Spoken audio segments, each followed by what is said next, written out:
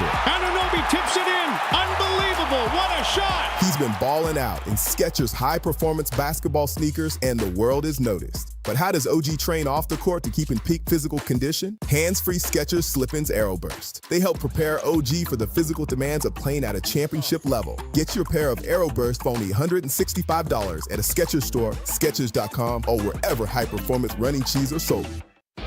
You're still glowing, flirting, grooving. You've still got it. But your immune system weakens as you age, making it harder to fight illnesses like pneumococcal pneumonia and RSV. Vaccines are a key part of any health routine and can help protect you from getting really sick. Ask your doctor or pharmacist which vaccines you need. See more at PfizerForAll.com. Sponsored by Pfizer.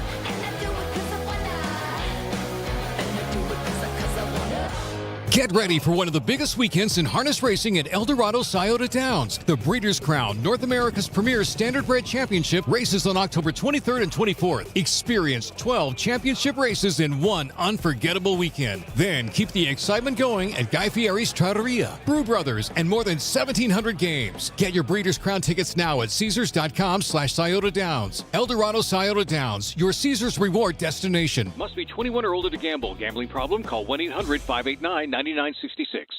It's training camp time in Northeast Ohio. Orange and brown is popping up all over town. Woo! It's the doggone best time of the year for fantastic savings that will knock high prices helmets right off their head. Mike, Coach D. D'Amato here from training camp at Nissan in North Olmsted and I-90 Nissan. We're giving you our best deals on the strongest Nissan lineup ever. Stop in and huddle up with my DB, Dale Belza. He'll save you up to $1,000 off a new Nissan, scoring you a tremendous savings on your new ride. We've got the right game plan for you to score APRs as low as 0%. Every member of our big Nissan team is ready to get you into the end zone and make you a winner. And you don't have to go long. We're just a short drive from anywhere. Get off the sidelines. Get in the game. Only at Nissan in North Olmsted on the North Olmsted Auto Mile and I-90 Nissan in Sheffield Village. Because the deals are so good. It's the 2-minute warning, and the clock is running out. So hurry in. Start drawing up your next perfect play online at BigNissan.com. Maybe he was born with his witty humor. Some people bring joy wherever they go. Some whenever they go. Or as a frontier newspaper reporter. There's nothing to be learned from the second kick of a mule. Maybe he got his insights from being a riverboat captain. Never argue with a fool. Onlookers may not be able to tell the difference. Wherever he went, Mark Twain found humor all around. Humor. Pass it on. From PassItOn.com. From the 1-800-HURT-NOW Traffic Center. Hurt in a car? Call KNR. This traffic is fueled by True North Convenience Stores. Fast, friendly, clean. True North Stores has the Pepsi products you need to keep refreshed all season long. Stock up and save on select Pepsi brand beverages. Buy 2 for $5 or 3 for $7. Get even more ways to save with True Rewards. Find the app in your favorite app store. True North Convenience Stores. Fast, friendly, clean. A problem to look out for as you make your way towards downtown Cleveland this morning as the ramp I-77 northbound to I-490 eastbound has been closed at times this morning because of flooding. Jeff Thomas, Odyssey Cleveland Traffic. This report brought to you by Tri-County Electric Service. Tri-County Electric is now offering plumbing. Locally owned and operated for over 50 years with a 4.9-star Google review rating. Whether it's for home or business, call today to get a free estimate for your plumbing and electrical needs or visit TriCountyElectricService.com. Broadcasting from the 92.3 The Fan Studios, fueled by True North Convenience Stores. This is not the time to miss any Browns news. Get the very latest from Berea during our exclusive 2020 reports. This is the radio home of the Cleveland Browns. WKRK-FM and HD1 Cleveland Heights. We are 92.3 The Fan. An Odyssey Sports Station. 92.3 The Fan, 2020 Sports. Well, Browns quarterback Deshaun Watson had some issues with fans booing him during Saturday's preseason loss to Buffalo. On Sunday, head coach Todd Monken was asked if Watson's comments will impact his decision who the starter is going to be week 1 against Jacksonville. Just wondering, Deshaun Watson's post-game press conference, how does that impact your decision on your starting quarterback? And when do you anticipate making this decision? It does not, and I anticipate making it tomorrow. In the loss to Buffalo, Watson 5 of 12, 36 yards, interceptions. Or Sanders was 9 of 11, 74 yards, a TD and an interception. Coach Monken could reveal his starting QB when he talks to the media today, 12 o'clock live right here on 92.3 The Fan. Browns defensive end Alex Wright going to miss the entire 2026 season. Wright placed on injured reserve after he suffered a ruptured left Achilles during Thursday's joint practice with the Bills. Last November, Wright had signed a 3-year, $33 million contract extension that runs through the 2028 season. Browns signing Derek Barnett, who had 5 sacks last season with the Houston Texans. Guardians beat the Rockies 7-2. Chase DeLauder, 3 hits, including a pair of triples. Drove in a pair. The Guardians win their 4th in a row. DeLauder, the first Cleveland player with 2 triples in a game since 2019, and the first Cleveland rookie to do it since 1990. Joe Adell had 2 hits, drove in 2. Guardians get their first sweep since right before the All-Star break. Foster Griffin got win number 15. He allowed 2 runs over 5 innings on the hill. Guardians remain in second place in the AL Central. 3.5 games in back of the White Sox. Chicago beat the Mets on Sunday 2-1. Guardians also stayed tied with Texans for the 3rd and final wild card spot. The Rangers beat the Angels 5-3. Guardians will be in Anaheim tonight to start a 3-game series. Don't miss the Browns preview show tonight, 7 o'clock, right here on 92.3 The Fan. From the University Hospital Sports Desk, I'm Jeff Thomas. Up next time, the Ken Carman Show with Anthony Lima here on 92.3 The Fan. The afternoon drive. It's bad enough that you're going to go out there, that you built an entire offseason around making a team better, and then took out another opportunity to put Deshaun Watson on that field. If you make him captain, that is needless spitting in the face of Cleveland Browns fans. And yes, it is Browns fans who are offended on why you traded for him in the first place, right? The fact of who he replaced and what he meant in this town to at least some of the fans out there, and the fact of why he was available and what he got suspended for. Do better. You can start him. You don't have to make him captain. And these fans deserve a hell of a lot more than you saying the captaincy of the Cleveland Browns is a freaking joke. The afternoon drive. Weekdays starting at 2. 1, 2, 3. We are Sports Radio 92.3 The Fan. The Ken Carman Show with Anthony Lima. Clock hits 0-0-0, and it's over. 31-7. The Browns fall to 0-2 in the preseason. The conversation is now about quarterback with another game right around the corner. How about the quarterback competition? Do you feel like just your whole body of work? How do you feel like you have presented yourself in terms of trying to win this thing? I don't know. I mean, I think that's just gonna, that's gonna be Coach Monken's decision. So, I just continue to just try to win a day each and every day. And like I mentioned before, the organization, Jimmy D, AB, and Monk, Coach Monken is going to make that decision for the organization. There's no point of being nervous. There's no point of feeling any different type of way. We put in the work. We do everything that we could do. And I don't live with regrets. So anything that I've done, that's just who I am. I don't really live with regrets or anything. I don't know. I sleep better at night knowing I do everything I can. However things fall, it falls. Any decision that's made in terms of football, we're all involved in that. I mean, whether it's the draft or whether it's the roster, whether it's game day, who's up and who plays. But ultimately, the quarterback decision will be mine. Just wondering, Deshaun Watson's post-game press conference, how does that impact your decision on your starting quarterback? And when do you anticipate making this decision? It does not. We anticipate naming the starter tomorrow. This is Cleveland Sports Radio 92.3 The Fan. No one booed you the first time you went out there. The very first time they didn't boo him. Audio courtesy of the Browns Radio Network. Flagship hope for Cleveland Browns football 92.3 The Fan. Hello. They definitely cheered him when he got injured, though.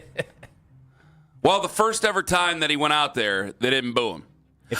There were some people kind of like, okay, this is a little bizarre, but there were plenty of people that were cheering when he went out there the very first time he ever went out there. What game was that? It was a preseason game. All I remember in the preseason. All I remember is the Houston game. Well, no. This was preseason. The very first time in Cleveland when he went out there, they didn't boo him when he went out there in the preseason. And first off, you said you didn't care last week. You definitely care. 100% you care. You knew that wasn't true when he said it, and I don't think you disagreed with me on that. Did you disagree with me on that? Okay. No. All right. So I went through a range of emotions. All negative, all bad.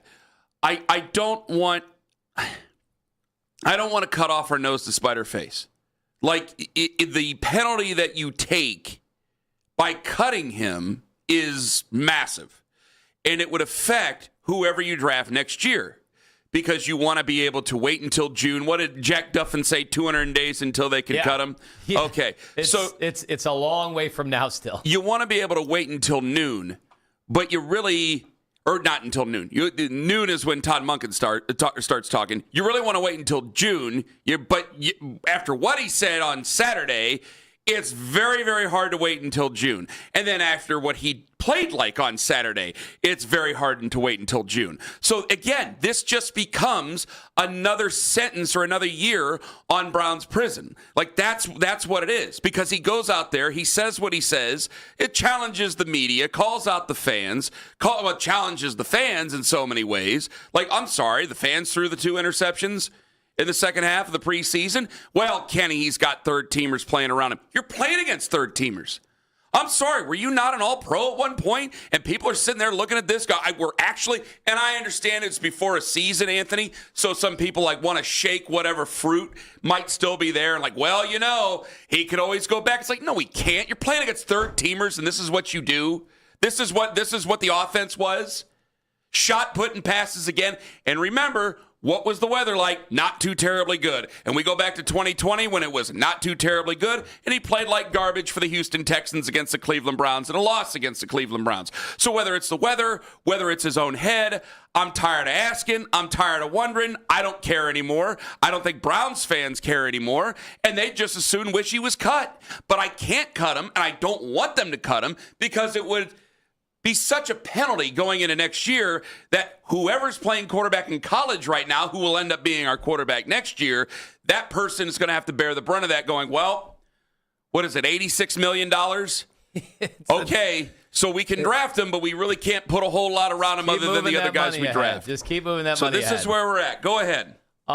It was just an outrageous day for a preseason game. It's August 24th. I swear to you, Kenny, I was barely going to pay that much attention just because, I don't put the stock in these preseason games. I don't live and die with them. I mean, I'm looking around. I know you don't. Jack Strand, a preseason game legend over the weekend.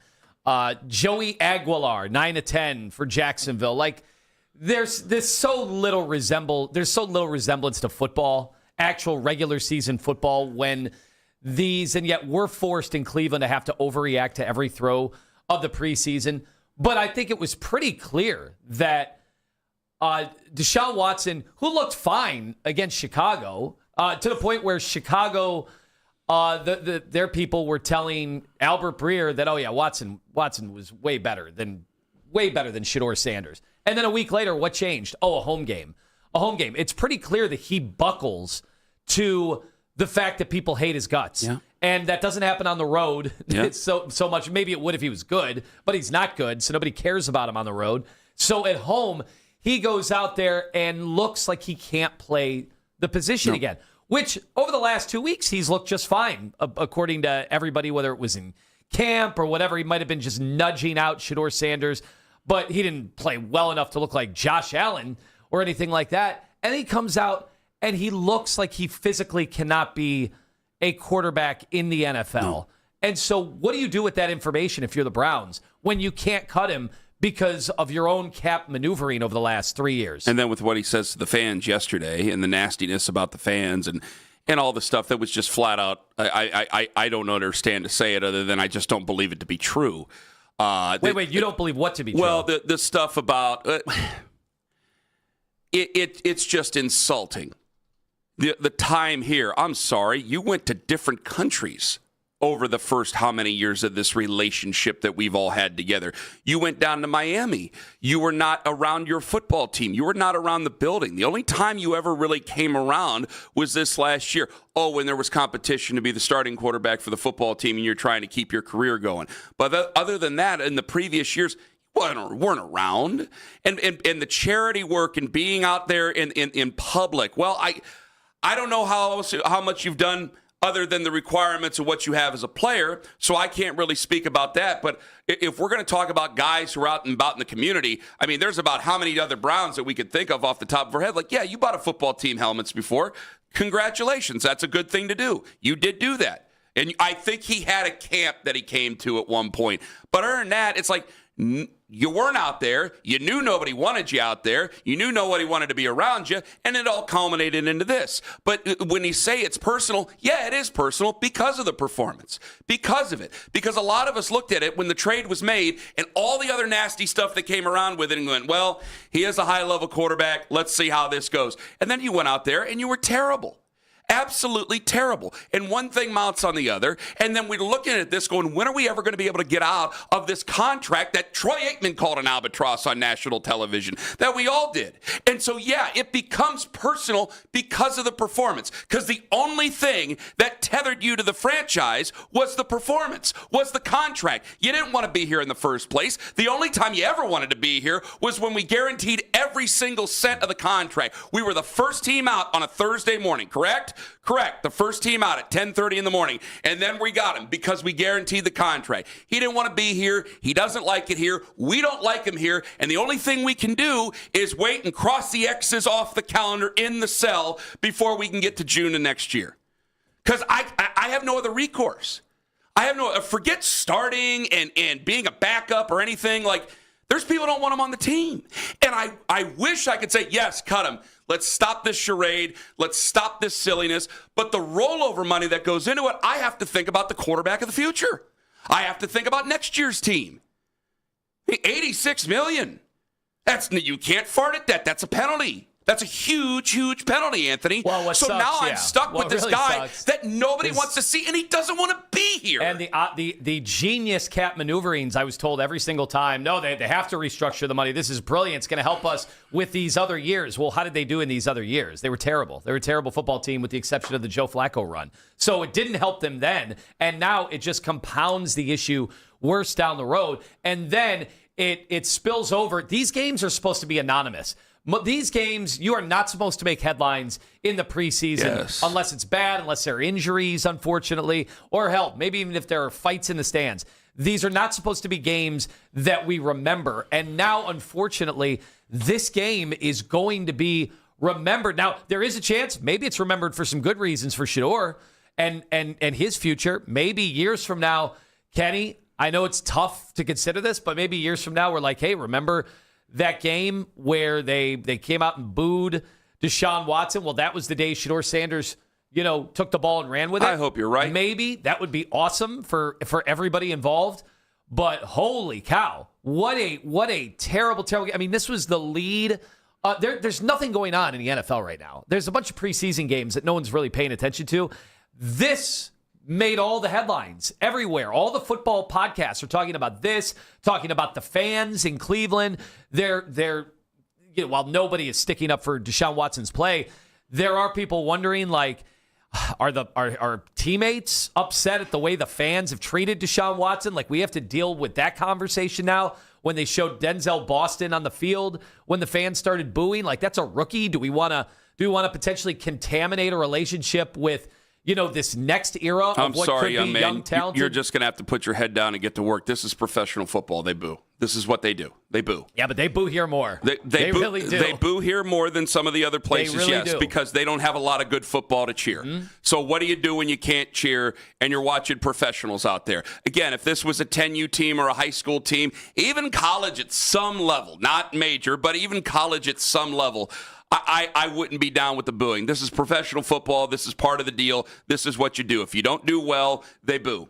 Well, and you haven't done well for a long time. What an indoctrination for the rookies who have their first Welcome game. To it. And on the first drive, they're booing while they're all out there. You know what I mean? It's I understand. They know who it is directed to. But I have no idea how popular Deshaun Watson is in the locker room or anything like that. I have no idea. I know people try to make the internet tried to make it a Jerry Jeudy picking one quarterback over the other scandal over the last few weeks. I hope that stuff dies down because I think, whoever's out there, whoever's the starting quarterback, and if it is Shedeur, if we find out today that it's Shedeur, I think there will be no shortage of guys that are rallying around Shedeur. But if it's Deshaun Watson, like the teammates, their goal, they're supposed to have tunnel vision on this stuff. They're supposed to embrace whoever the quarterback is, even if it's somebody that we as fans can't stand, we hate, we want out of town, whatever. And there is a very interesting dynamic there at play that will exist, that the players want to be supported. And if they think that the quarterback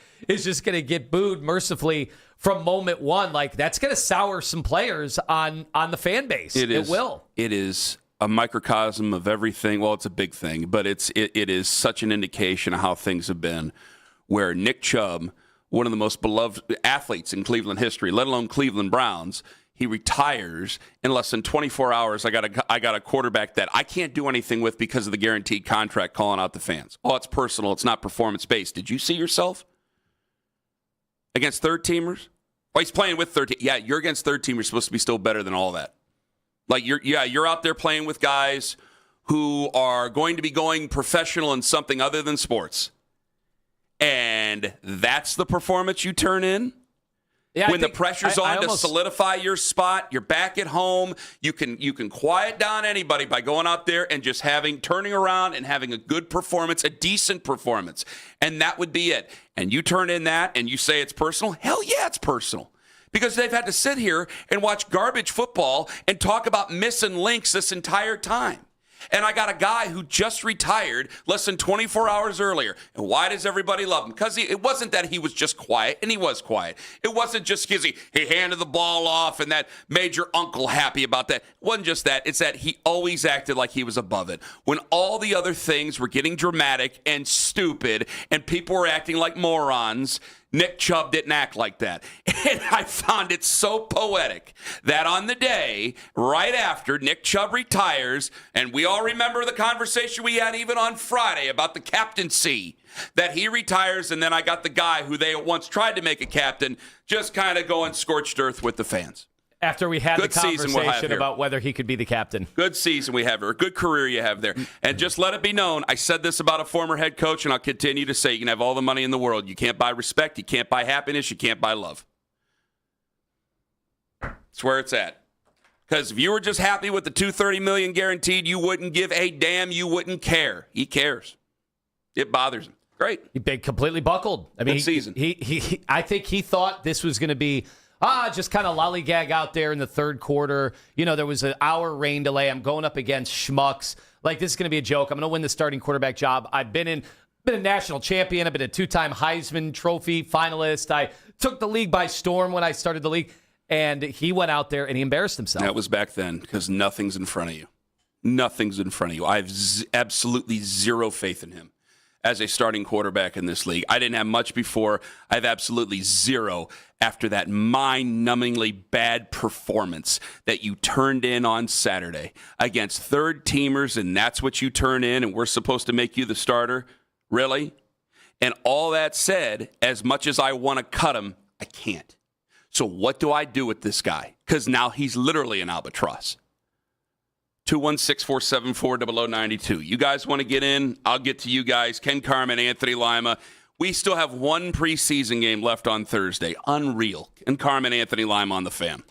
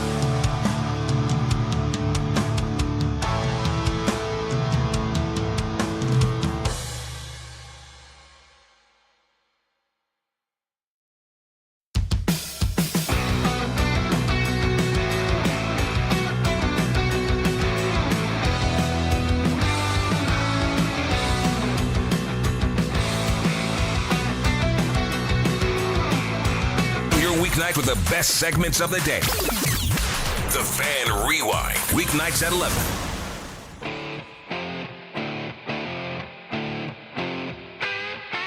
He took the money. He doesn't want to be here. We need to get rid of him now.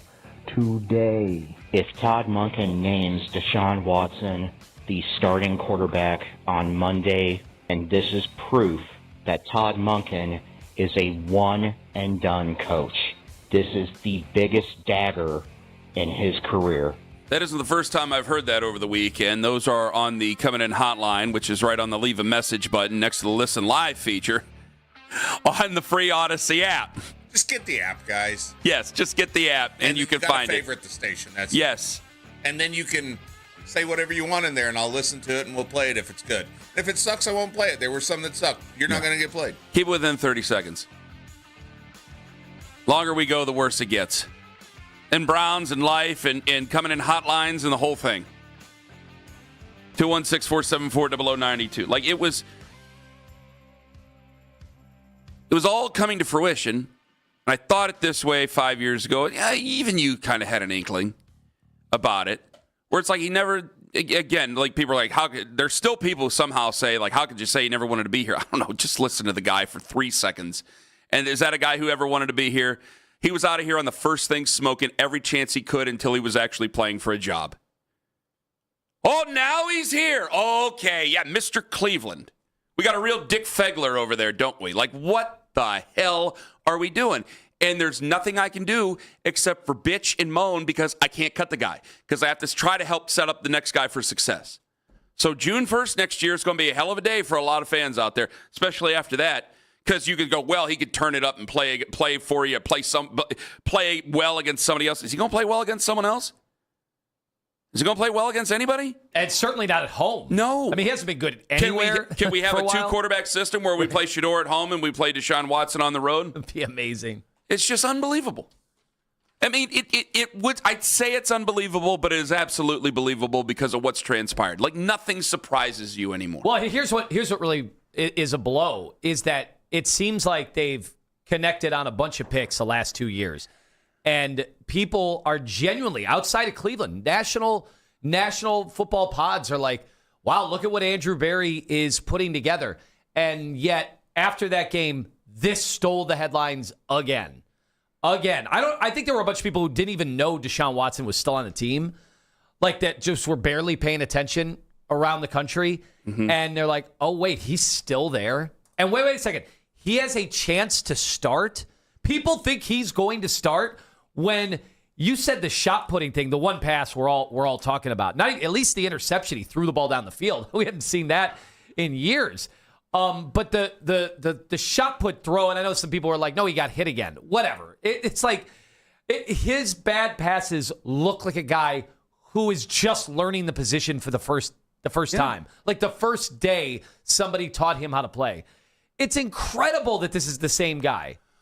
So now all that being said, and the fans don't want him to start, and you just heard that. I think a lot of people share that sentiment of basically daring now Todd Monken to make him the starter. What would you do if you were the head coach of the Browns? I'd start Shedeur. You would start Shedeur? I'd start Shedeur, yes. See, I want Shedeur to start in my chair right now as Kenny on the air and Kenny the fan down in Streetsboro. Okay? I want Shedeur to start. I'm not fully there yet, and let me tell you why. If he's not ready, talking about Shedeur, if Shedeur isn't ready, I'm going to make this situation somehow worse. Follow me on this, okay? It's more about Shedeur than it is about Deshaun. If I'm Todd Monken, and I'm not privy to this stuff, guys, I'm just going on. It's not even devil's advocate. I have to think about this clearly. Like, going into Saturday, I figured it was Deshaun Watson's job. That's it, and that's all. Shedeur came out, looked pretty good. Then Deshaun Watson came out. I figured he'd turn around, hand off the ball, make a couple of passes, play the third quarter. Then we'd see Dylan Gabriel, and that would be it.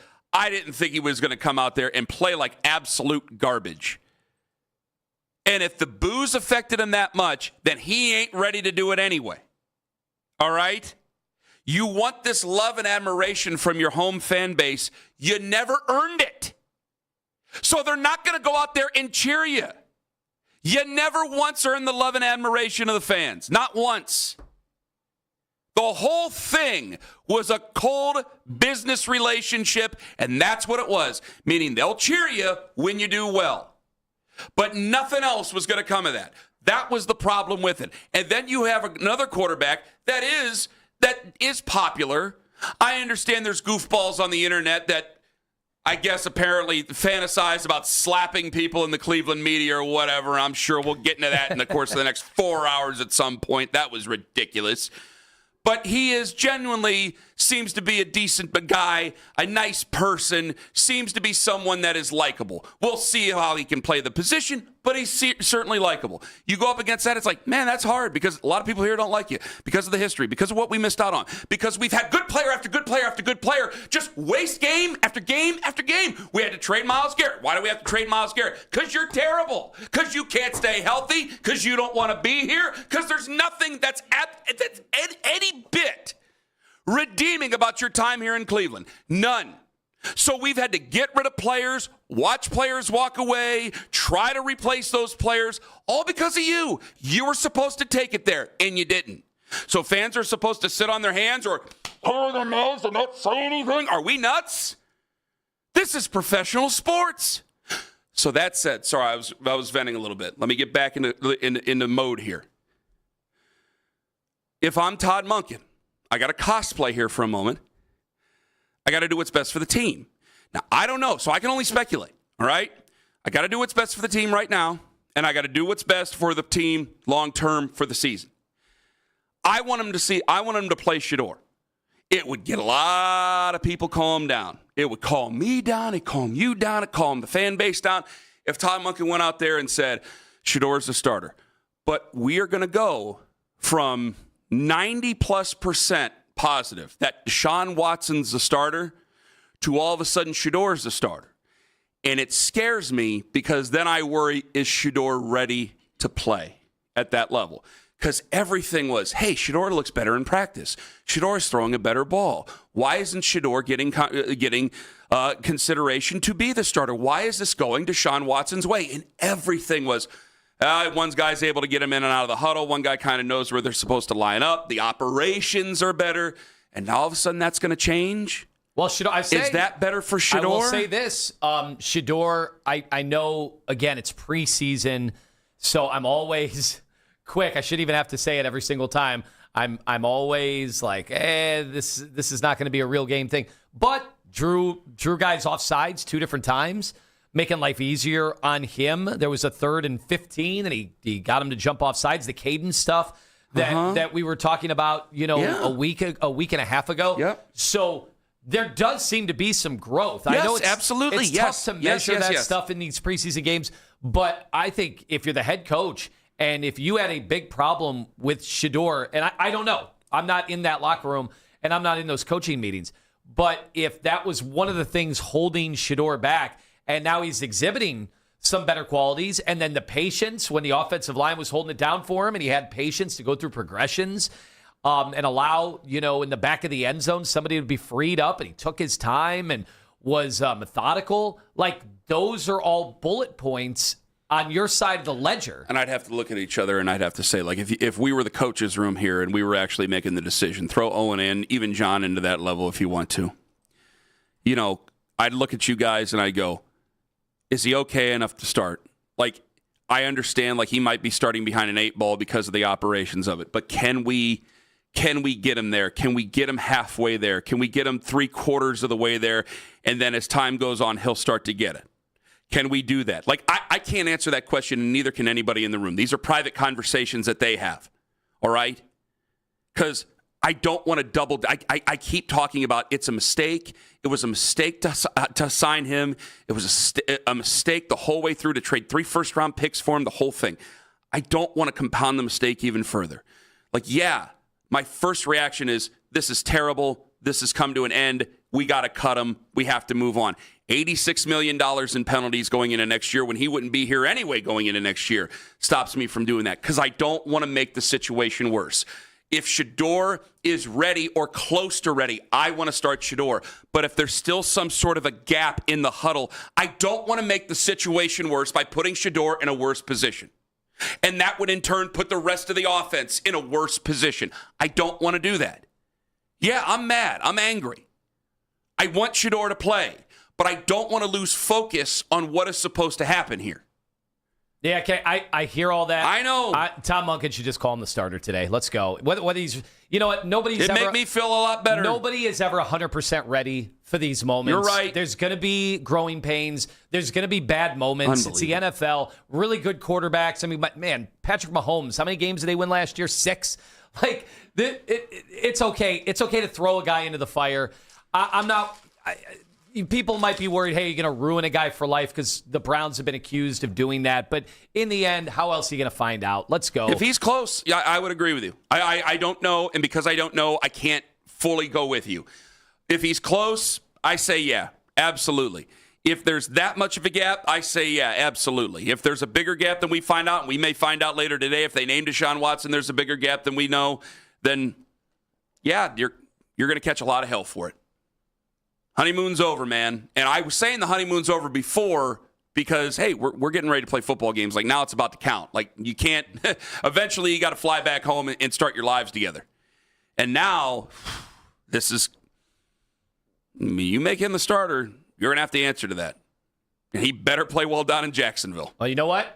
Because he's done for the preseason. I don't think you can march him back out there Thursday night. Wait, jeez, listen to the sentence I just said. Is that a home game, Listen to the Kenny? sentence I just said. Kenny, is that a home game? How can I play the guy? Listen to the sentence that just came out of my mouth, Owen. Listen to we can't play him at home in a preseason game because 10,000 people are going to boo him. This is stupid. Of all the dumb things I've said, that's the dumbest. Say it's the dumbest. You know it's the dumbest. You know it is. I may say something stupider later on, but 15 years on the air, that was the dumb.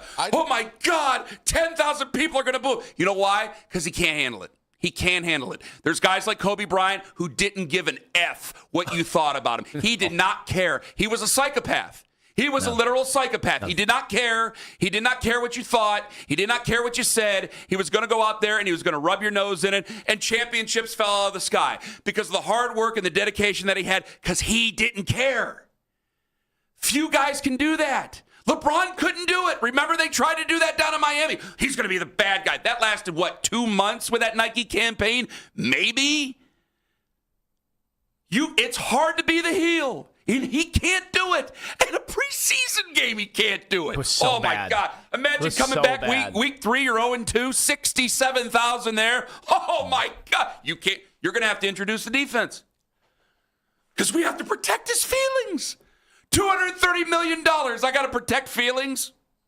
3 first-round picks. I got to protect feelings. And if you thought, Kenny, they cheered an injury last time, but it was kind of muted, wait till that scenario plays out. Well, that'd be good for everybody, right? All right. That was a preseason game. All you guys coming up. I can't believe it. He can't march back out there in the 3rd preseason game on a Thursday night. Lord. Daryl at 8:20 on the Fan.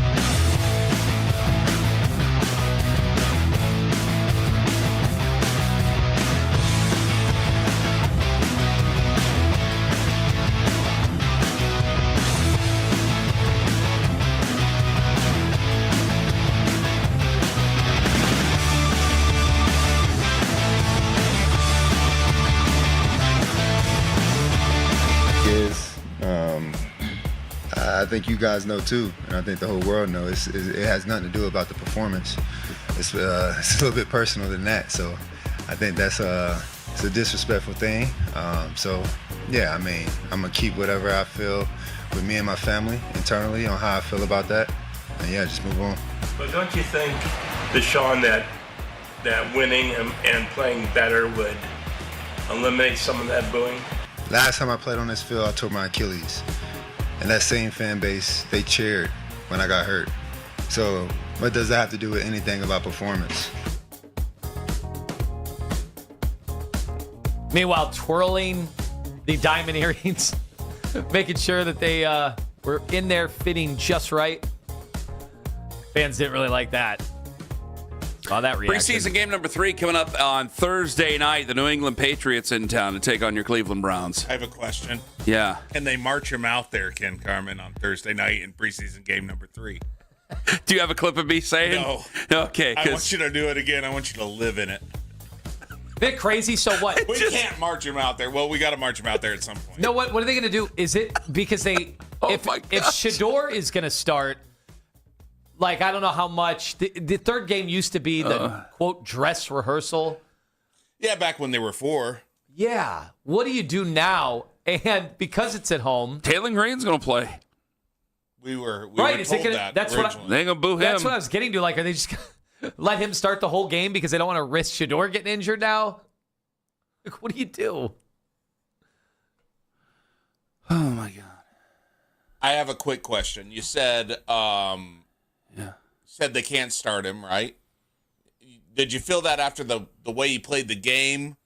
Both. Or after he spoke to the media? Both. So I think after he played the game, I still felt like, oh, they're still going to do it. Yeah, that's a great question, Owen. So I'm telling you, I flipped after the press conference. Yeah. Oh, really? I did. See, I was flipping during the game. Now, which you had every reason to. Because, again, and people get this mixed up. What? You can flip. There's 2 things here. There's your personal feelings on it and what you think the team's going to do, right? Or what you think Todd's going to do. And personally, you can have flipped of like, he can't do this after watching them play. But then after Shador comes out and flames the whole city, right? Flames the fan base. Mm-hmm.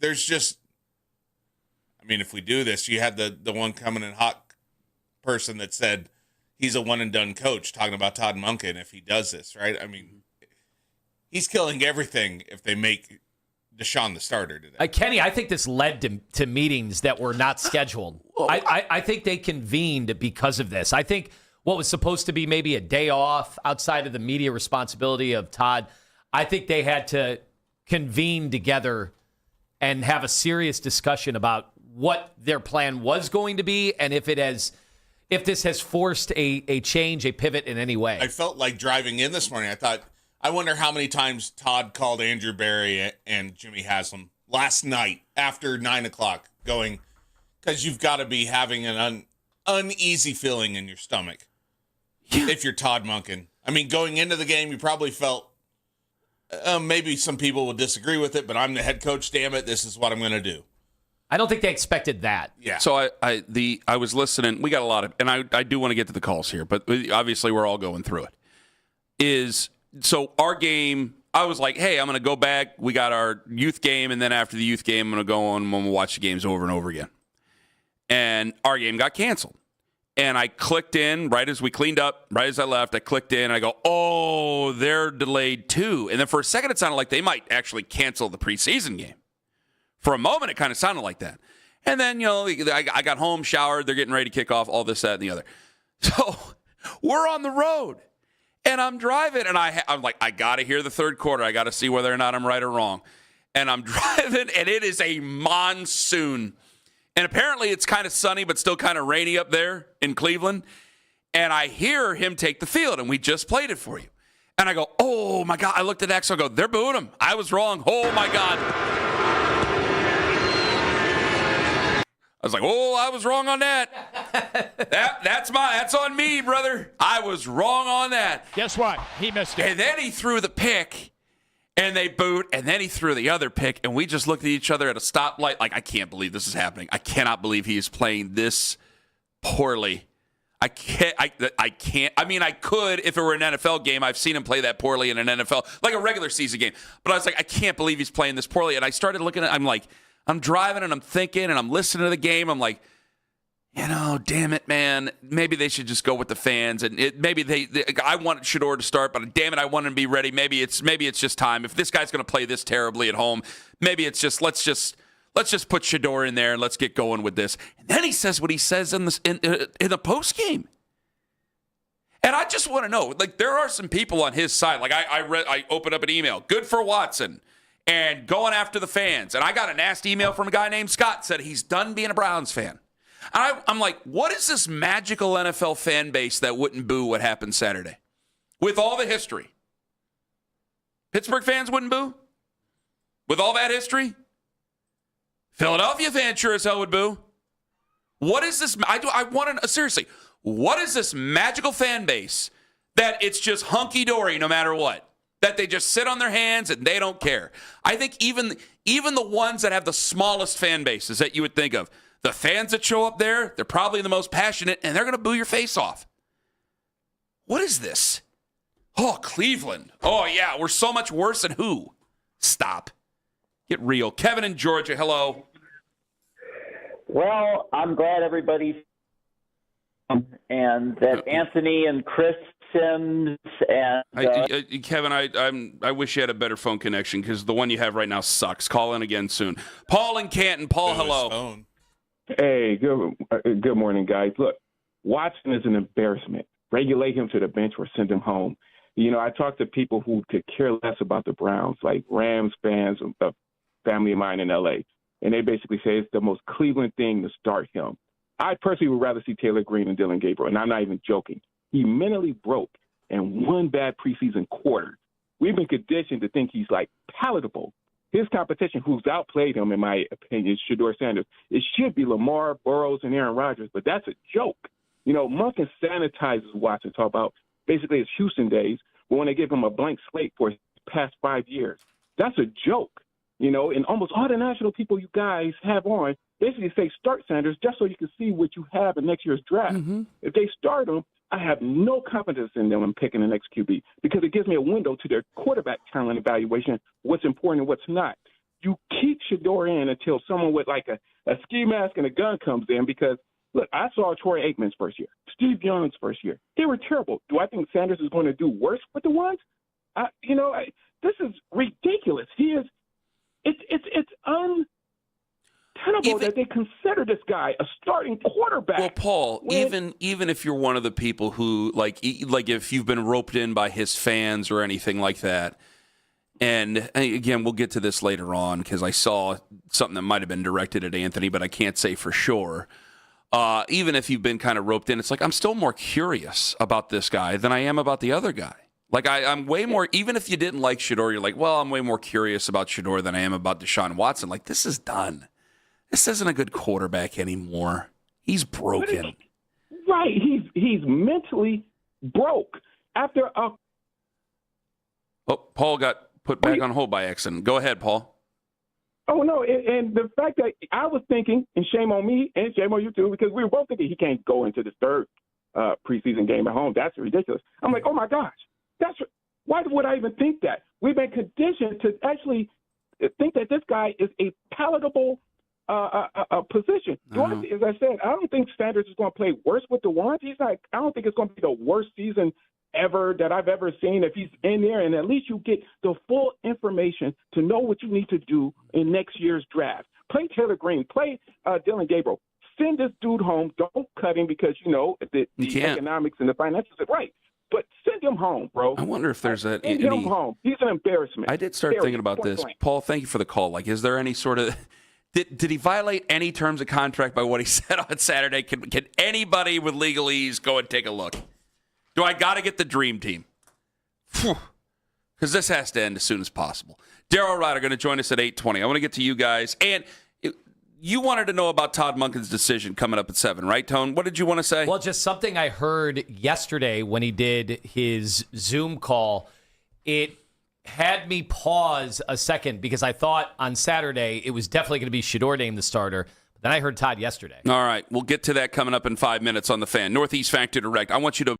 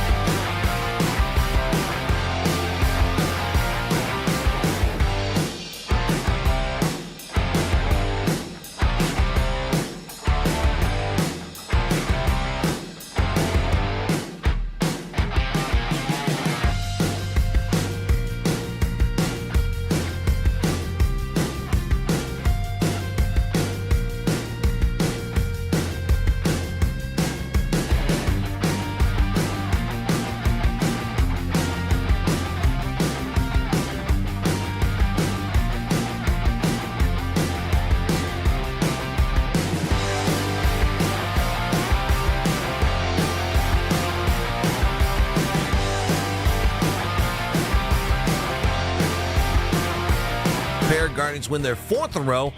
Joe Adell had 2 at Strobe 2. Guardians get their first sweep since right before the All-Star break. Don't miss the Browns preview show tonight, 7 o'clock, right here on 92.3 The Fan. From the University Hospital Sports Desk, I'm Jeff Thomas.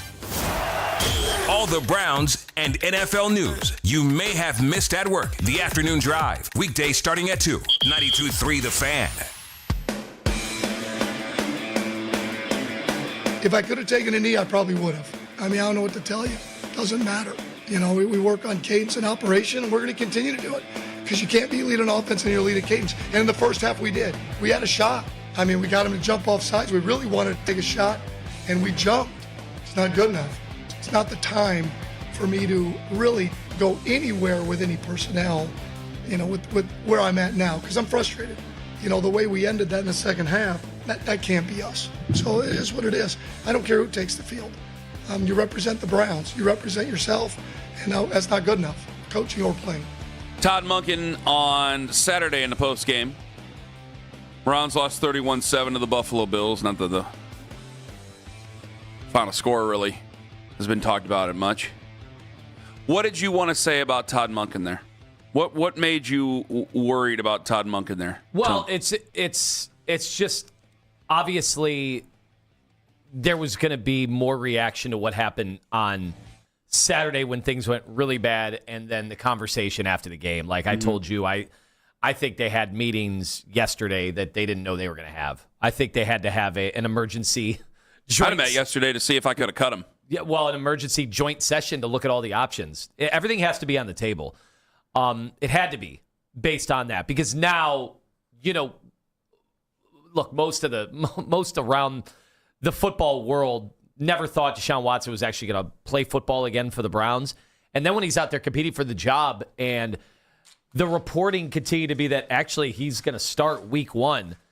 And then he's up there twirling his earring, getting asked and just having the tenor of, I hate it here. I don't want to be here. You guys don't want me here. You cheer when I get injured. You boo when I hit the field. Like it feels like you can't let that guy go out there again. But then I heard Monken yesterday, and it was, hey, we're not going to get over emotional about one thing or anything. Now, maybe that was just the coach speak. Maybe it was. But I never really had Todd down to be a coach speak type guy. And based on what I heard yesterday, I'm like, are they still going to do the full body of work thing? I think they might. Well, excuse me, there's no might. I think they will. I mean, it's gotten to the point where this is Todd yesterday. All right, here's Monken. We have to take in the full body of work.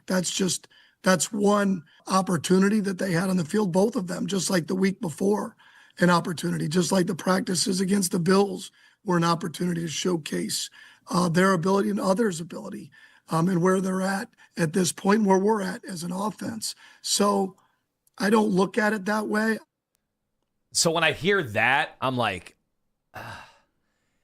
is there a chance he does just kind of file away, all right, third quarter of a preseason game and make every excuse for Deshaun? Because that's what I would think the last coaching staff would do. There was a lot of that in Kevin Stefanski. I think they walked on eggshells around Deshaun because I think they didn't want to ruin him mentally. But I think what Todd is going to do, and even showed on Saturday with some of his comments, was some tough love. Like, yeah, come on, it's the NFL. You're a grown man, getting paid a lot of money. Fans are going to boo when it sucks, and it sucked. Yeah, but Todd also spoke before Deshaun spoke on Saturday, right? Mm-hmm. So he didn't have the benefit of hearing Deshaun and commenting on the boo. Here's Todd yesterday, though, on his reaction to Watson's comments after the game on Saturday. My reaction was a young man who's worked awfully hard to get back to where he is now. And he wants to, in the worst way, play winning football for the Browns organization and the fans. And it didn't go as we had hoped, or he did, I'm sure. Well, the only part I don't believe of that is the fans' part. Other than that, I think that Todd Monken is telling the truth. But it also sounds like a guy who's probably still going to like. It went from like I'm just accepting it to like fear. Like, okay, like now I still think he could line up and come out today and say Deshaun Watson's going to start the season, and then turn right around and not play him on Thursday because he's going to start the season. because we can't play him at home in front of 10,000 people, or he's going to come apart. There's never been a situation like this in the NFL. There's never been anything remotely touching. Well, we're the first this. for a lot of these situations. So, We really are. We might as well be the one. We are the test market for crazy scenarios. We're the Toledo.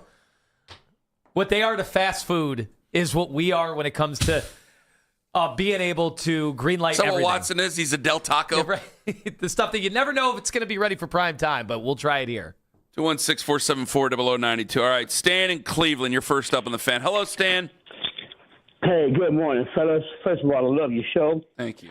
I just want to make a comment for Deshaun. I do agree that I wouldn't have gave up 3 draft picks and all of that. So, but I do think some of it is personal, like you said, because I think of the allegations, and I think people haven't really let that go. And yeah, he has been playing terribly, and so but I do think the main thing is that from the allegations, and they won't let that go. So that's kind of behind. And so from that point, I think they're wrong for booing, because I think the allegations were allegations, and that's the past. We should let that go and kind of, give it from that standpoint. But I don't think that. Honestly, Stan, I just think it's something that gets brought up when he does poorly anymore.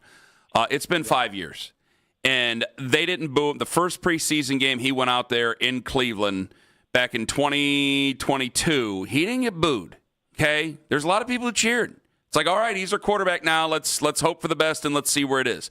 It's become personal because the performance has been so bad. It hasn't, like, he hasn't been available. He's played in, 19 games over the last 5 years, for crying out loud. He's been terrible. He's been hurt. You've had other quarterbacks go out there that we can't go out. We weren't able to get those 3 years we didn't have first-round picks. They've gone out and done a good job. You had your former quarterback that, yeah, I know. And you know what? There's been a lot of revisionist history about that, Stan. A lot. And there's a lot of people said a lot of nasty things about that former quarterback in 2021 that they will hope no one ever heard in 2026. But that's still in people's heads, where it's like, hey, you know what? I can say it wasn't always going to be sunshine and roses with Baker Mayfield, but the arguments that we would have are sure as a hell of a lot better than this. Because we would be playing for something, and here we are just at the bottom of the barrel now, fighting over quarterbacks, ending friendships over quarterbacks. One where the guy doesn't want to be here and ain't good and never was after that, and the other guy who I don't know how far his future is after this year with the Cleveland Browns, and neither I think are going to be here next year. I agree. You maybe look at it differently, so thanks. Appreciate you. Yeah, Stan. I don't hope fans boo. But I defend them booing because it's a hell of a lot better than other things you can do when your team's not playing well. I'm sorry, it's part of the fabric of America. They're professional players. It comes with the job. There's lines that you can't cross. I don't think you should get personal. I don't think that you should throw things at them or anything like that. But to boo is American. To boo is your right as a person who roots for a professional sports team. And if you can't handle the booing, I'm sorry, you can't be in this game. You can't do it. Yeah, it's preseason. Yeah, the only thing I think that sucks is you've got other young, impressionable players that are out there too. And I know it's baptism by fire, but it's not really supposed to be that way in a preseason game. I understand. And so that part sucks because there's collateral damage. And I'm telling you, when they showed Denzel Boston on the sidelines, I'm just like, man, this is just uncomfortable. This is not the way I want some of these young, exciting players to have to experience Cleveland football. I hate that. Now, whose fault is that? It's not the Browns fans' fault. It's not. It is the organization's fault for the fact that we're still going through this 5 years later. Yes. Again, look at the guy who just retired. You play well, they're going to love you forever. Even if you're on a bad team. You play well, they'll love you forever. I mean, Nick Chubb, I don't know if he drinks. He doesn't have to buy a drink in town for the rest of his life. Doesn't have to buy a dinner in town for the rest of his life. Seriously, a hero's welcome anytime he goes out there. Ring of Honor stuff, Legends Club. I don't know if you get your jersey retired because the NFL is crazy about retiring jerseys. So I don't think he's going to get his jersey retired, but everything else, that's all going to happen for Nick Chubb. He's beloved here. It's like it's not, and you have to be a really good player. You can't just go out there and play poorly and be a good guy. They're still going to go after you. Who was the guy we had a couple of years ago who was the safety at the end of his line? He was a nice guy. He was terrible, and people booed him. He was under Kevin, right when Kevin first got here. Andrew Sendejo. Oh. Thank you. Like, you got to play well. And I hate that Boston had to feel that way too, but yeah, this is your welcome to the NFL moment. This is everything that they've warned you about. That the guys who are not from here, who are from across the country, they play here, they get drafted here. It's the first thing. This is why. This is part of the deal. Is that it's a fan base that desperately wants to win, and it's a team that can't get out of their own way. And so you become part of that. And it's up to you to change it. There's nothing I can do. I'd beg, if any of us could change it, we would. 216-474-0092. Lima likes coming up at 7:45. Is there something you actually like? From this weekend? Anything. Not just Browns. I mean, hell, Guardians did win 4 in a row. Well, they were front of the line for taking care of the Rockies. That was nice to see. Speaking about what you said, the blame game is going around. And did somebody... They didn't say that they fantasized about slapping you, was it? I mean, I assume they would. Okay, we'll talk about that later. Ken Carman, Anthony Lima, live on The Fan. Anthony Lima for Mentality at LowTUSA.com. There's no better time than to get serious about revitalization and to feeling younger and to do it with testosterone therapy. Nobody does it better than Mentality. And then when it is layered with peptides, there's a reason so many athletes have.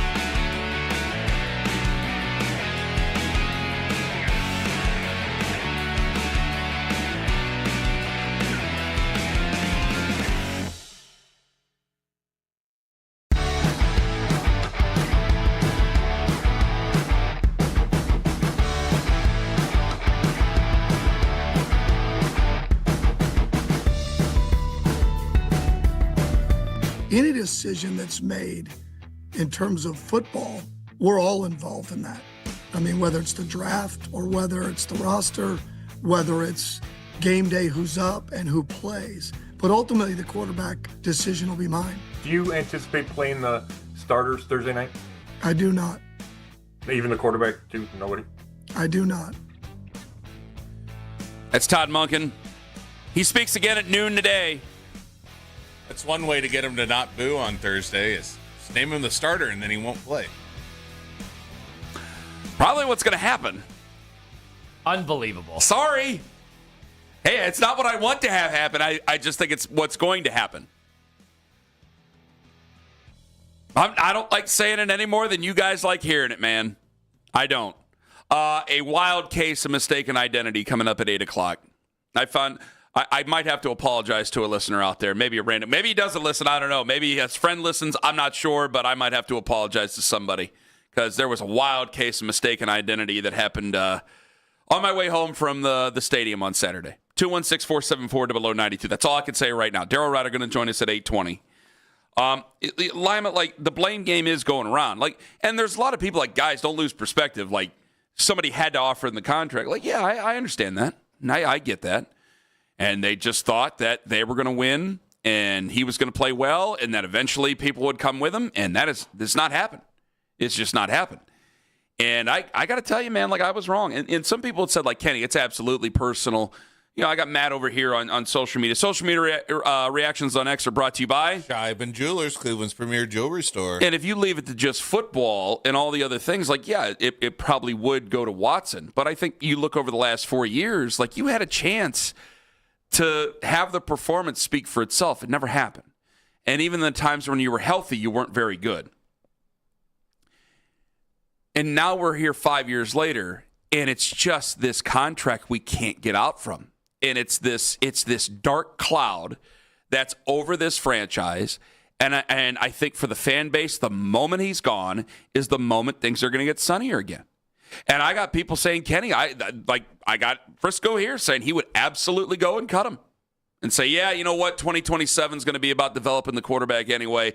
Go right on ahead and do it. I'm like, man, I'm going to cost myself not real money, but in dead cap, an $86 million penalty where I could help out that young QB just because I'm mad at Deshaun Watson. But he's put me unjustifiably in a position I'd rather not be in. I couldn't believe what came out of his mouth on Saturday. And it's like, man, you can't handle 16 or 17,000 people booing you in a preseason game. What are you going to do? First off, he wasn't that great on the road, but I guess he would be better on the road. Second of all, it's like, what are you going to do when you come home week 3 and you're 0-2 and you just lost to Baker Mayfield and he put it on you? God. This stuff snowballs, too. I don't even know how he could make it out of the first 2 games. If he starts, guys, if he's named the starter today, everything in my body tells me he will not be the starter by week 3. And not to mention, Kenny. Wrong. I totally agree with you. I'm not getting any head shakes over in that room. And Go ahead. Not to mention that I wonder, some of his teammates, they all saw what happened. They all saw how he played, how he reacted to it. If that's a different guy than the guy they know, then now you've lost the respect of even the guys that were pulling for you. Let's say there were guys that were ready to go to battle with Deshaun Watson. Not that they don't like Shedeur, but let's just say guys pick one or the other. That happens all the time. Okay, so let's say they were like, all right, hey, wait till you see Deshaun. It's gonna be a fun Deshaun Watson this year. And then they saw that and they're like, that's not the guy that we've been practicing with. That's not the guy that we know. Now you're gonna lose them.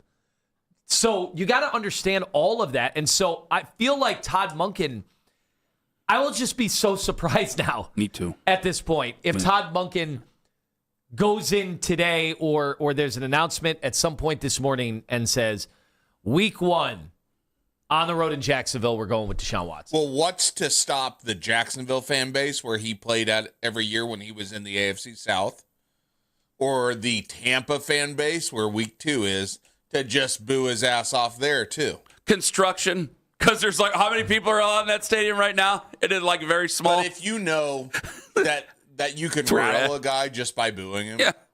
Yeah. If it was whoever coming in here in week 3, getting ready to play. If it's Bryce Young, coming in here week 3, getting ready to play the Browns, and this same thing happened to him, believe that everyone down there would be booing him just to get in his head. Yeah. 216-474-0092. Ben in Cincinnati, you're next up on the Fan. Hello, Ben. Hey, good morning, guys. Glad to have you.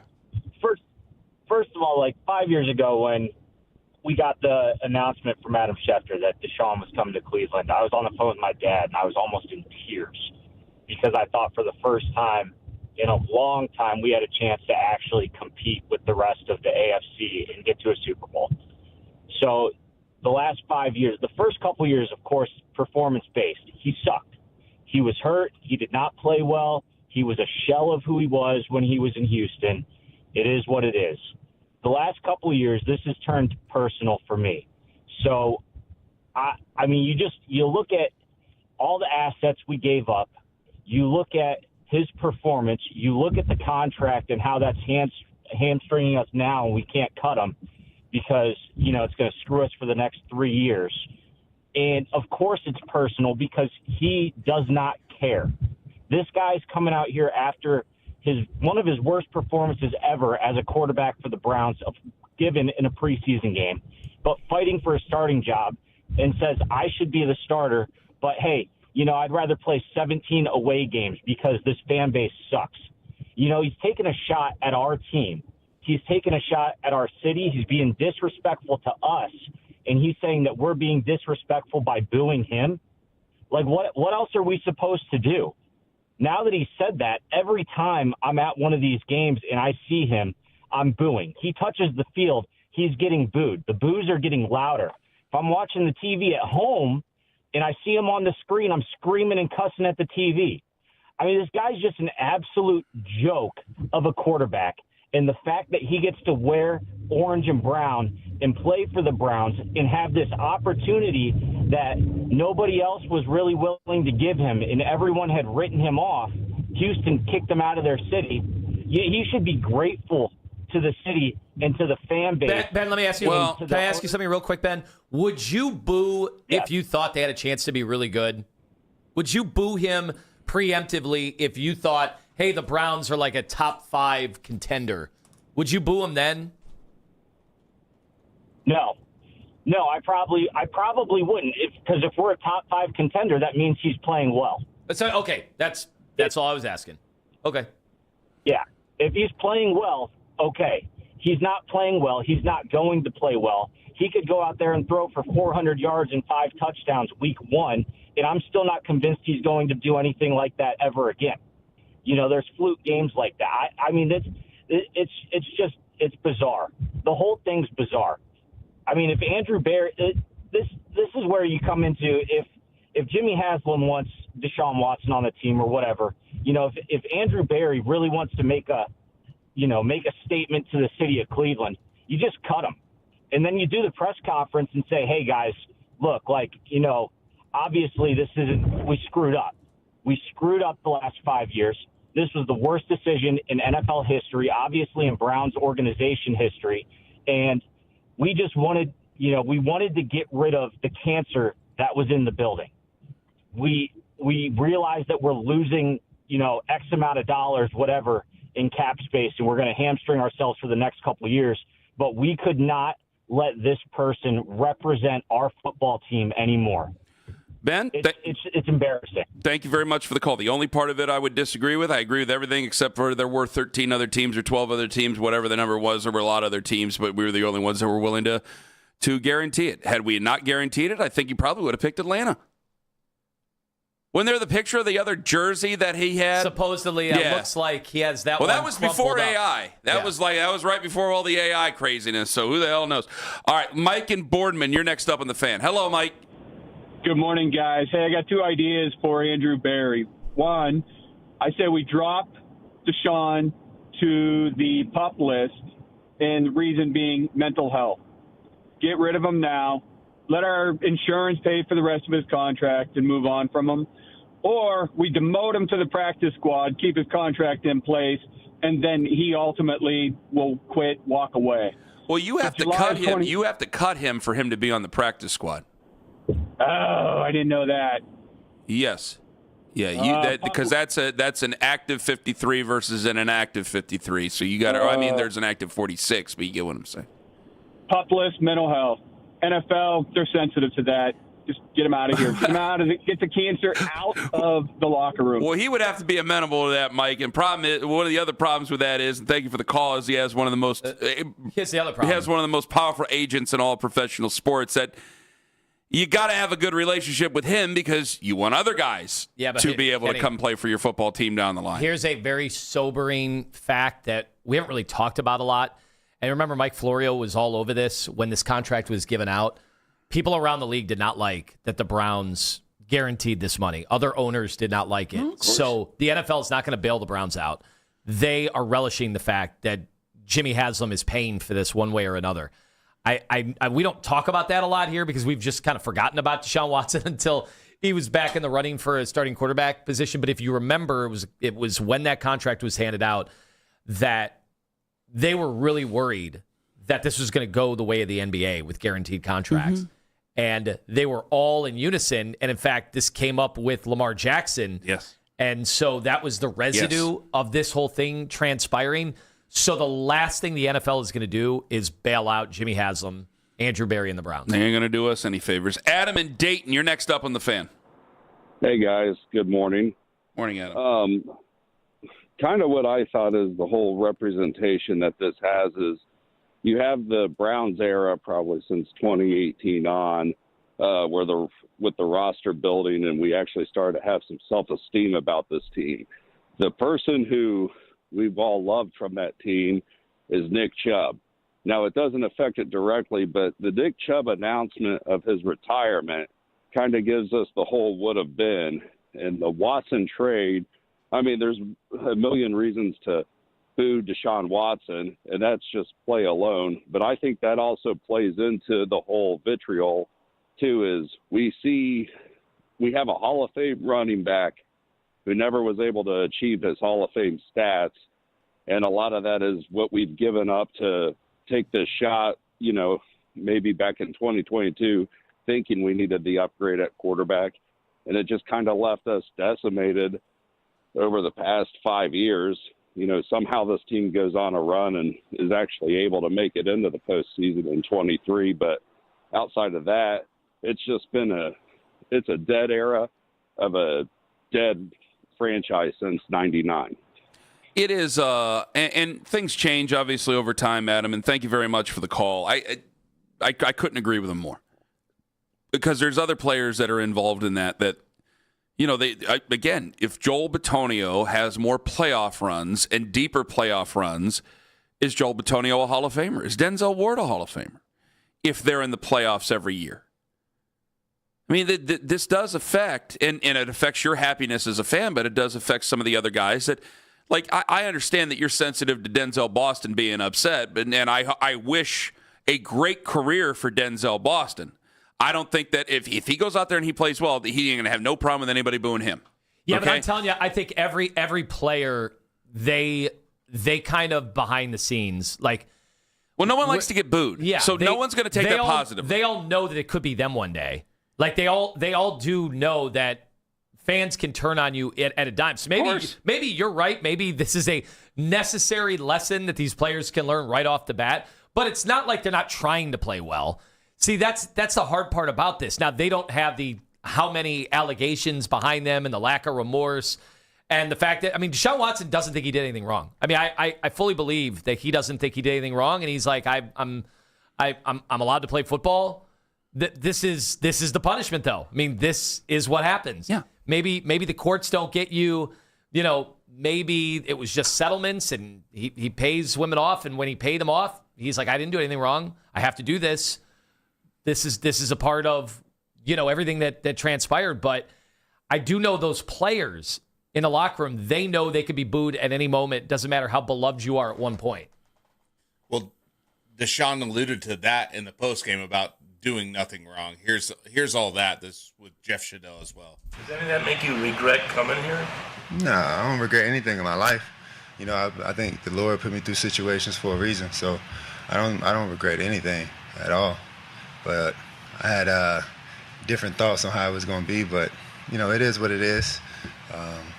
Sometimes, the tables turn, and I'm patient enough because I'm a child of God to, wait for that time to change. So I'm not tripping on it. I'm sorry. I think people that hear that, they're rolling their eyes when they think the Lord is being used as a shield for stuff that you are responsible for. And he's been responsible for his demise in so many ways. And it comes off as tone deaf. And they don't want to hear I know both quarterbacks were referencing the Lord a whole bunch on Saturday.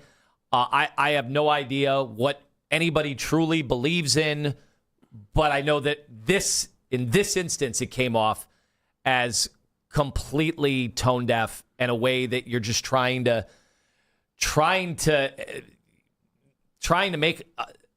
make peace with stuff that you're responsible for. Mm-hmm. That's what I'm saying. That's a very unhappy person right there. And the only thing that's going to make him happy is June of next year. I think he thought football would be his get out of jail free card. Take it out. He would just play football, and he's like, in my mind, I am the Clemson Deshaun Watson. I am the early Houston Texans Watson, and I'll show him. Now we got some pieces and parts. I got a coach that believes in me. See, this is the sad thing. Todd Monken, I truly believe Todd Monken has seen some instances in practice, and he's like, oh, I can coach it. I can get him back there. But what Todd Monken was underestimating was how mentally fried Deshaun Watson was. Yes. And all it took was a bunch of boos in a preseason game in the third quarter for him to go right back to that. Tremendous performance shields you from criticism. It shields you from scrutiny. You're taken away from those things. And he thought it. I think the organization thought it. Everybody thought it. But when you don't go out there and you don't have a good performance and you're losing games, and then I can't make my team better because we're still paying on your contract there when it comes to the draft picks, people are going to be pretty upset. Be very upset. And I got it wrong. I didn't think that fans were just going to go there to boo him. And I don't think that fans really did go there to boo him. I just thought it was going to be a little bit more muted than what it was. No, they booed his face off when he walked out there. Booed his face off. 216-474-0092. Daryl Ryder going to join us at 8:20. What do you got in Lima Likes, by the way? We have someone is surging right now in an Andrew Berry draft pick that I thought this shouldn't go unnoticed, what he was able to do over the weekend. All that in a wild case of mistaken identity on the highways and byways in Northeast Ohio. Ken Carman, Anthony Lima, live on The Fan. XTEND.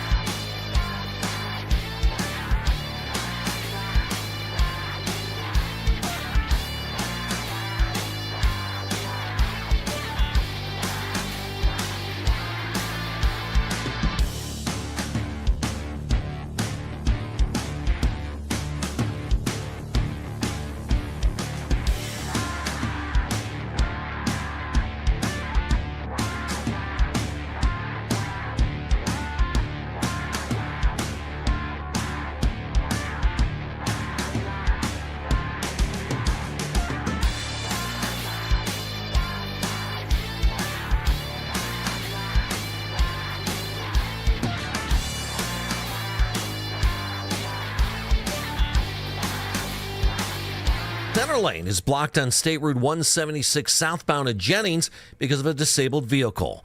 Fun. Jeff Thomas, Odyssey Cleveland traffic. The final word on last week's game. And get ready for the week ahead in Berea. The Cleveland Browns preview show, Monday night at 7. This is the radio home of the Cleveland Browns. Touchdown! 92.3 The Fan. Does Lima like or does Lima no like? Like? Tell me likey. I'm liking it. I like it a lot. No like. He doesn't like you. I don't like you either. You're tacky and I hate you. Like or no like. Like or no like. But I definitely knew what I liked, and I definitely knew what I didn't like. All right, let's get to it. I'm alive. Ladies and gentlemen, your Guardians are streaking. 4 in a row. Here we go. Big sweep.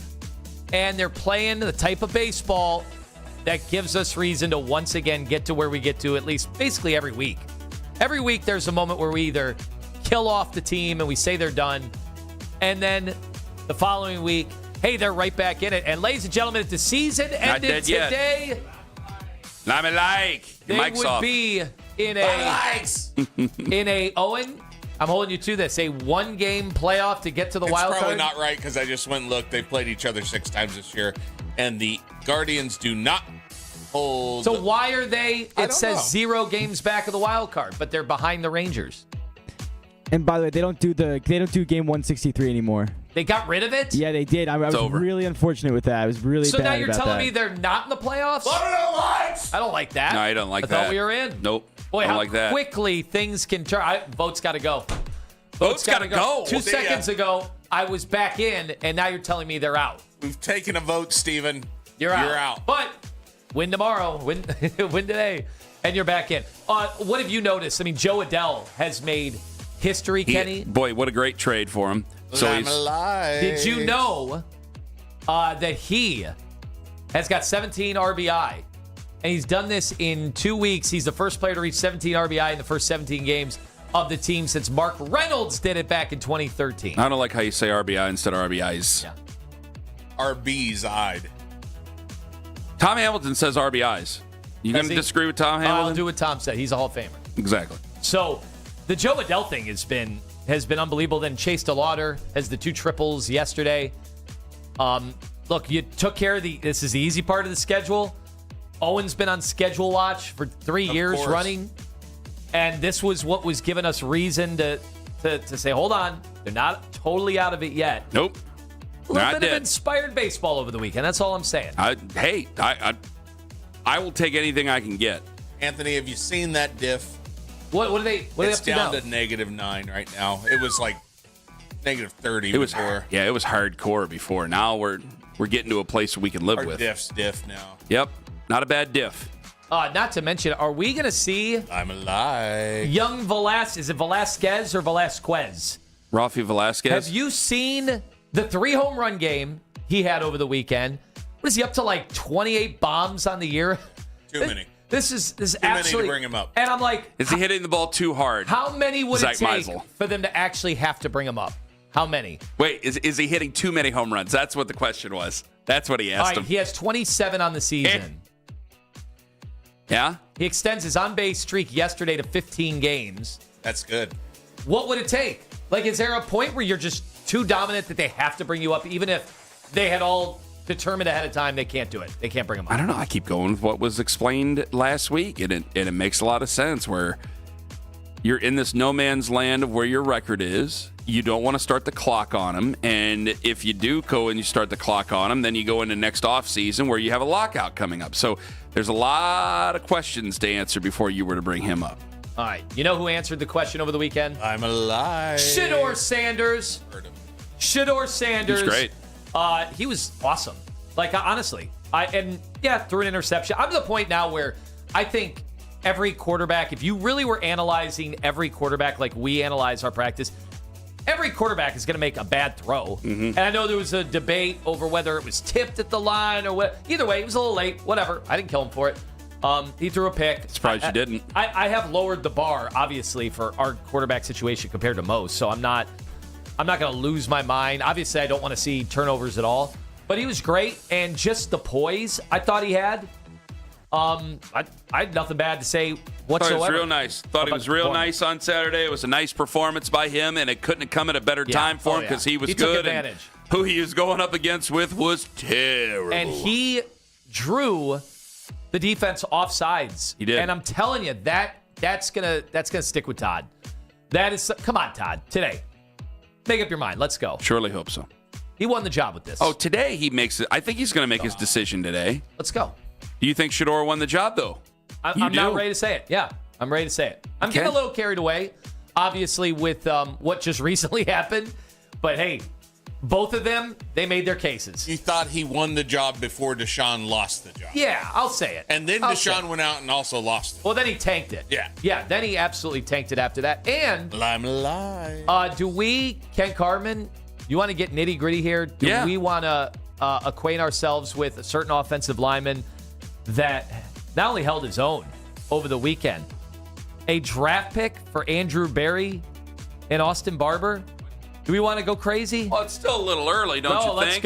Let's go. It's still a little early. I like what I heard from the guys that know these kind of things, because I don't sit there and. Well, it makes me feel better too, but it's still only preseason. I don't want to go crazy, but yeah, it's encouraging. I thought you were going to pull out some notes. I thought you were going to pull out a bunch of different names. Like, oh boy, I got to figure it out. I didn't know you were going to say Austin Barber. Just the Barber Beefcake Shears, man. Barbershop. 86 overall. I love it when a third rounder actually makes sense. Yeah. Not like the year before. I don't know what the heck that was. Oh, come on, Tone. That's not nice. You get a little crazy after 88. Yeah, you do. Do we have to talk about Dylan Gabriel at all? What do you mean? Why not? No. Hey, how about, again, history being made? Would you rather talk about... Well, wait a minute. Would you rather talk about Dylan Gabriel or not Shedeur Sanders, Deshaun Watson? Ooh. Exactly. Yeah. Thank you very much. Like, what are you going to do now? Now, the afternoon show, every time they reference... 4 quarterback room? Dylan Gabriel, they go low. They go really low. I'm not doing that. Quite literally, they go low. Like a limbo stick? We refuse to do that. No. He would win, wouldn't he? It's bad enough as it is. I don't need to sit there and rip on him personally or anything like that. Like, yeah, we all know he's not the tallest guy in the room. Okay. Yeah. All right. We make history in so many ways with the Browns. But we truly made history over the weekend with Daquan Wright. Do you know the name, Kenny? Yeah. Owen, do you know who Daquan Wright is? I do. Only after this weekend. All right. So he got his cup of coffee in the NFL with the Cleveland Browns. Coffee in the big time. And got to wear the uniform and everything. Yes, he did. It's really great. And now, not only did he make, I don't know how much money he got paid to be a Cleveland Brown. Not as much as he's going to get paid to be an LSU Tiger. The old double dip. You know, they always say that, like the teachers that retire and then get hired again, or they call it the double dip in educational circles, like the principal is like, I'm done. I'm retired. I got another offer. Okay, I get to make money again. And then all the other teachers go, yeah, he's double dipping. Why don't I get to double dip? This happens all the time in the academic circles. Hey, Daquan Wright gets to get a Cleveland Browns check and an LSU booster check. Wait, does he get a Browns check for being on the 90 man? I think you gotta have something. You get like a stipend or something. You don't get like a check. Did he get some corporate housing? He probably got some corporate housing, like at a hotel. He got some free food. He did get to eat free food. They make great smoothies at camp. They make good smoothies. Yes, they do. The food's not bad over there. No, I know we're probably going to talk about this. In fact, I'd say it's very good. Later in the week, but is this a crime against humanity? People are really riled up about this. Oh, I just think it's ridiculous. Like, once you're a pro, you're a pro. I don't think you can go back to college. Well, I'm just saying we have to have some semblance of a system here. That's stupid. Once you're a pro, you're a pro. You can't go back to college. I saw everybody going after the NCAA, but who do you really blame here? The terrorists, Anthony. I blame the terrorists. Well put. That's it for Lima Likes. All right. Is that it? Yeah. All right. Nick Chubb, we got to do more of we ran out of time, and it wouldn't be fair. Yeah, we didn't get to. Thanks to Deshaun Watson. We're going to do more. Everything. Deshaun Watson just keeps getting in Nick Chubb's way. Had the C on his chest, that was gone. Yeah. Deshaun Watson wanted to have a great big moment for Nick Chubb. Couldn't do it. Why? Because of Deshaun Watson. Dog pound captain, week 1, so we don't have to worry about what we might have to worry about. It wouldn't.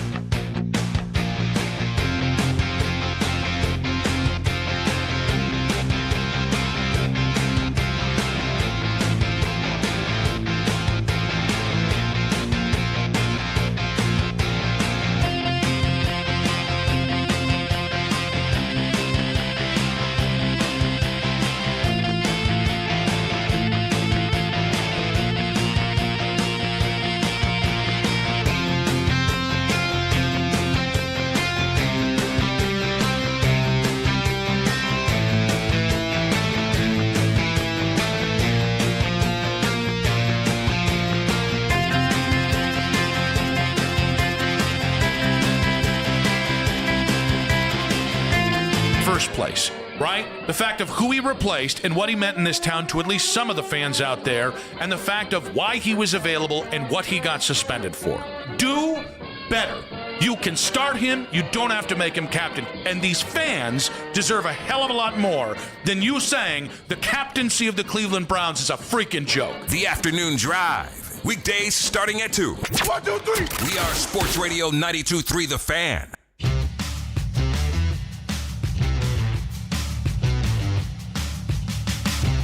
$9:20 this morning, you will hear a hell of a cameo that someone bought for Deshaun Watson.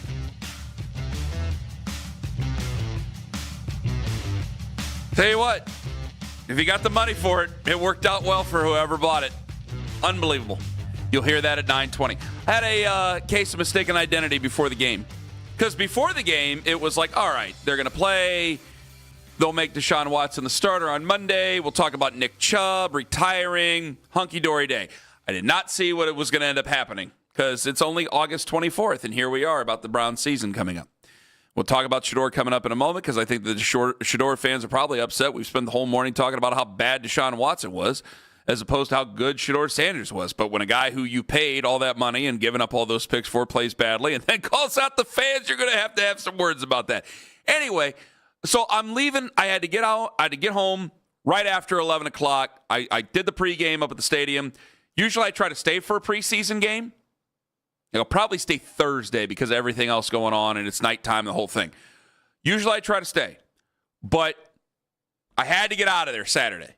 So I beat feet out of the stadium, driving home. And I'm still a goof in so many ways. And I've seen Nick on the highway before, Nick Wilson.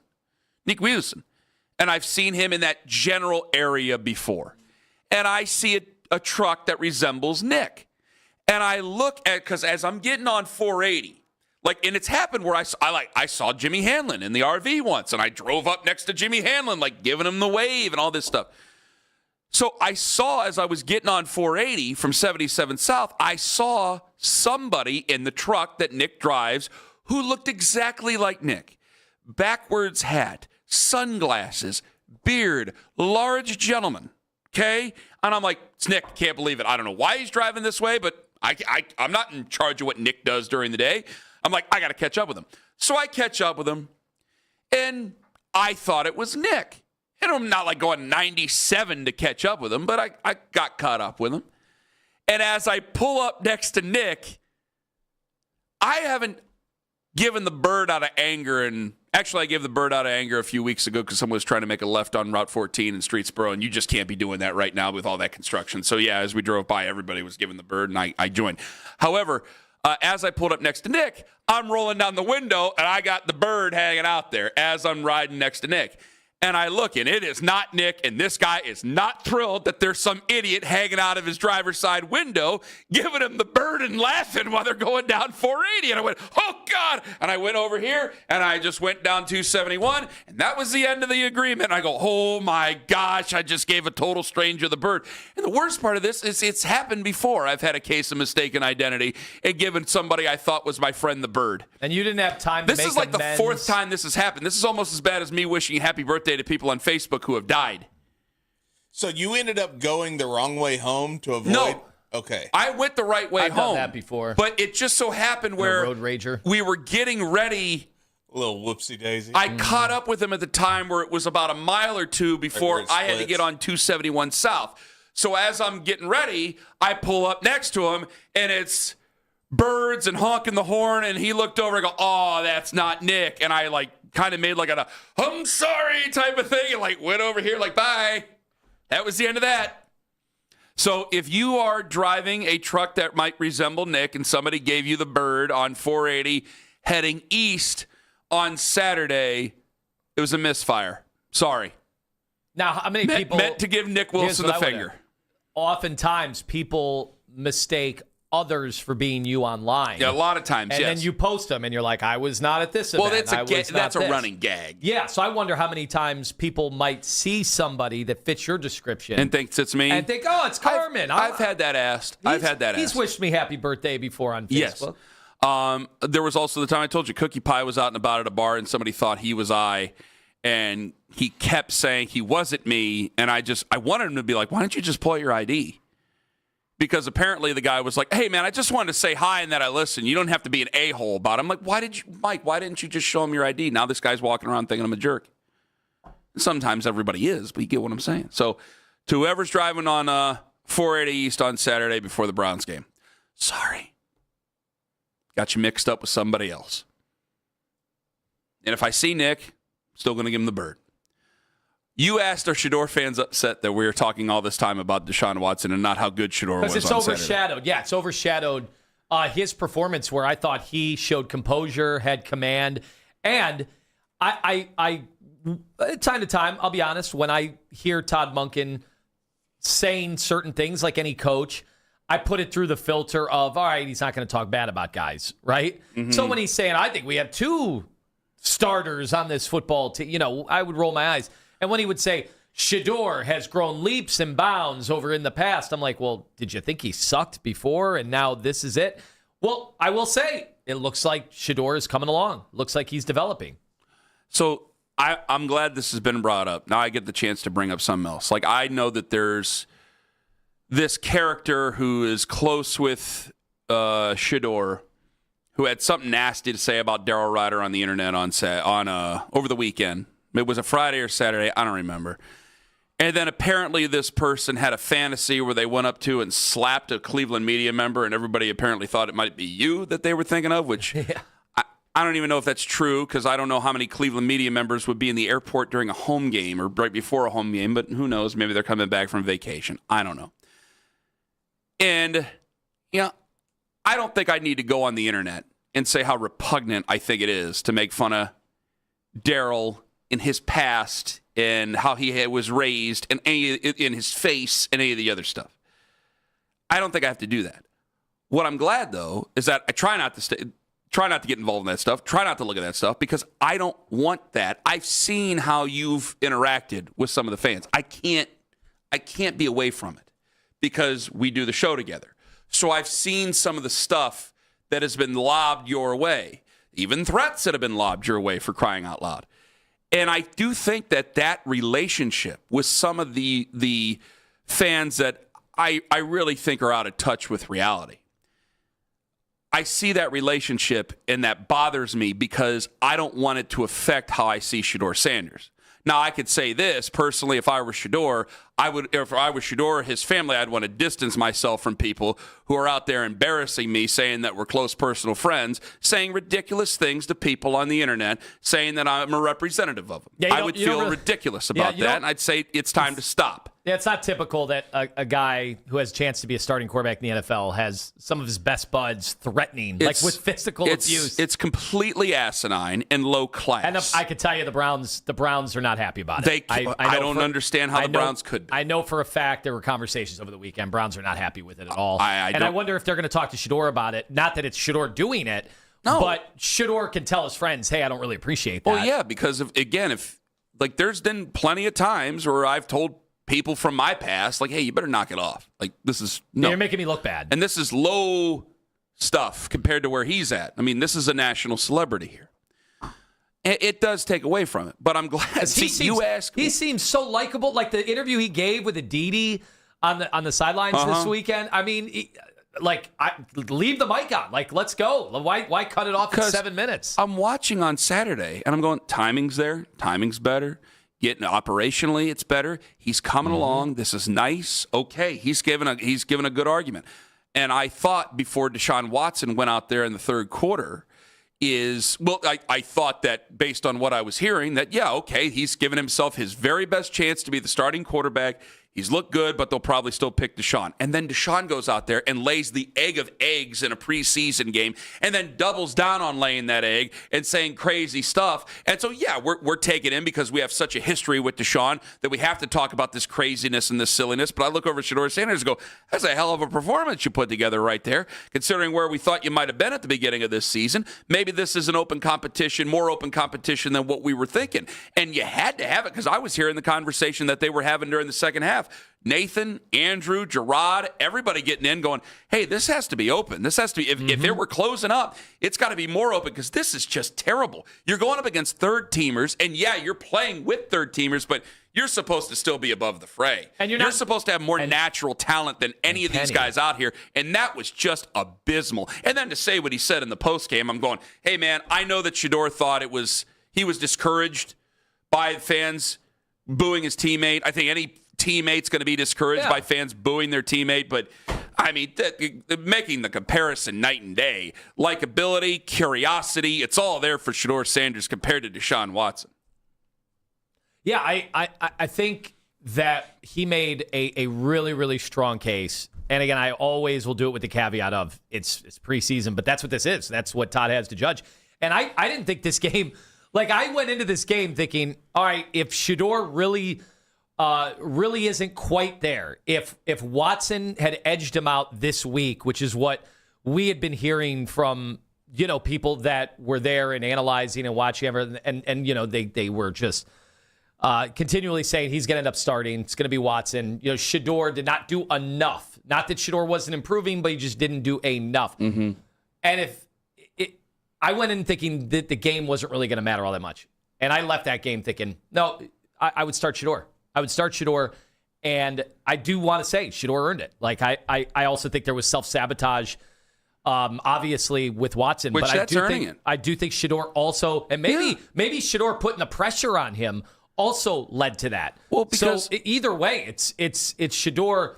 Don't mistake me saying this is all one guy losing it. It's double. To me, it's double-edged because, last week when I thought Shedeur wasn't going to get the job, I thought, and he still very well could not get the job. I would not be surprised if he still mentioned Deshaun Watson as a starter, Todd Monken, coming up later on at noon today. Now, let me just say this. I thought before you have every advantage of the fans wanting you to play, the organization wanting you to play, and people disagree because they just disagree with us with how we know about Jimmy.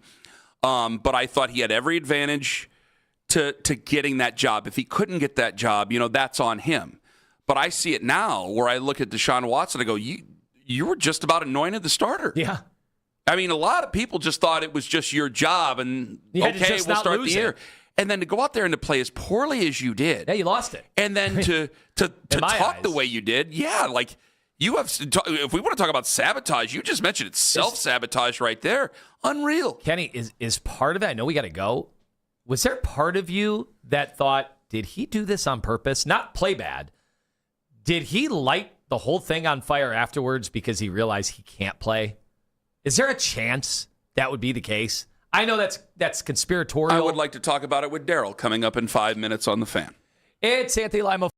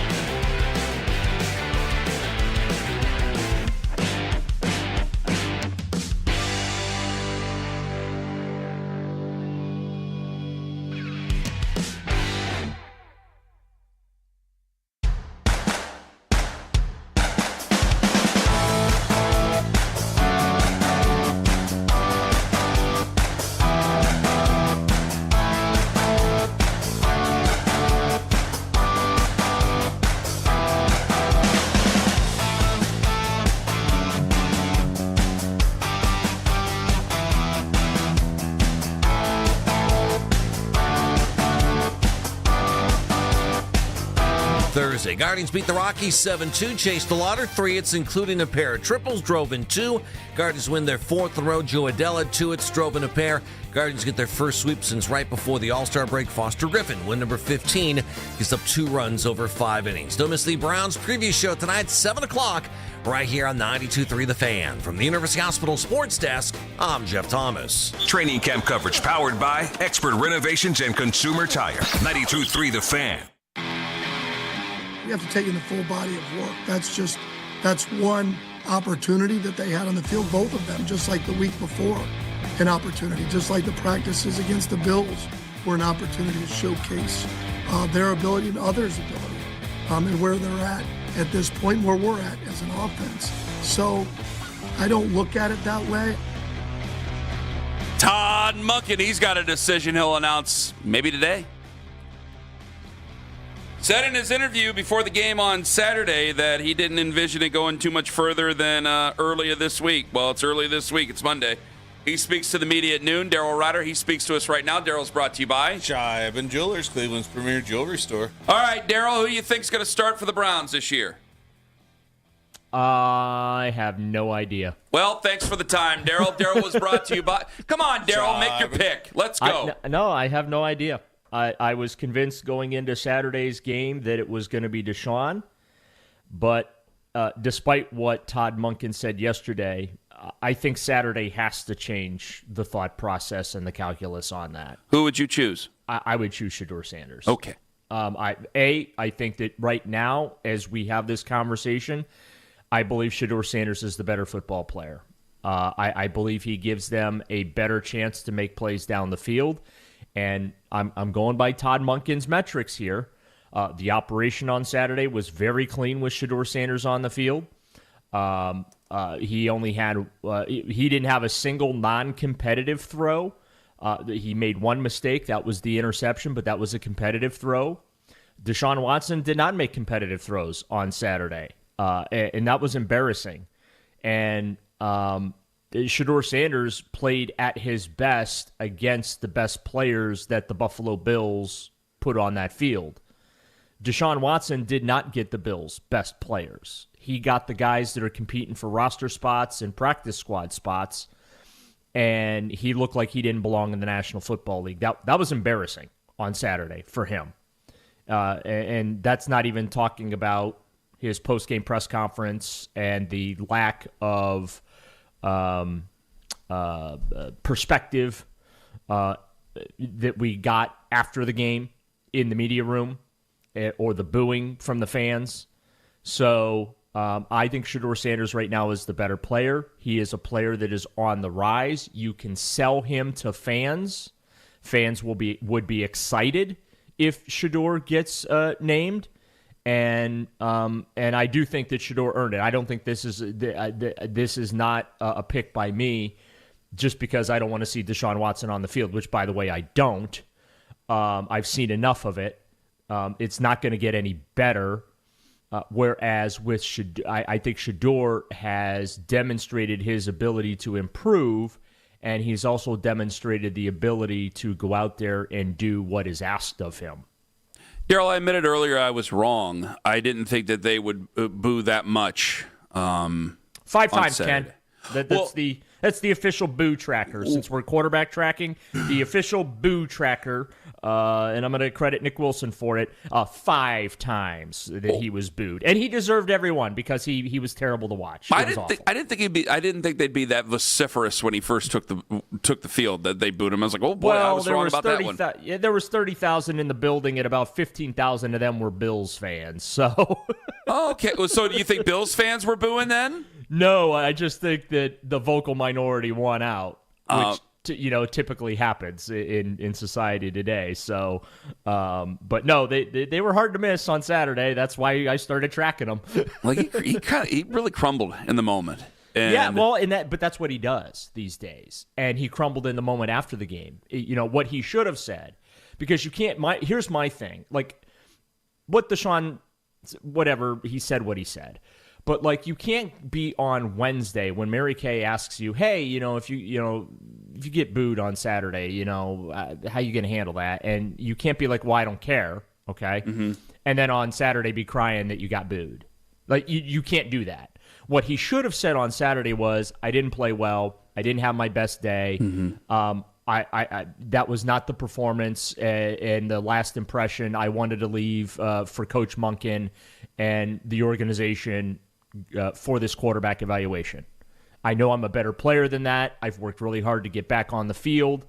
That just was not my best today. That's how he should have answered that, and that's how the Browns should have coached him to answer that. Instead, we got what we got from him, and by the way, Deshaun gets zero sympathy from me. He's after settlement checks, taxes, and fines, he's walking away with a cool $100 million here, okay?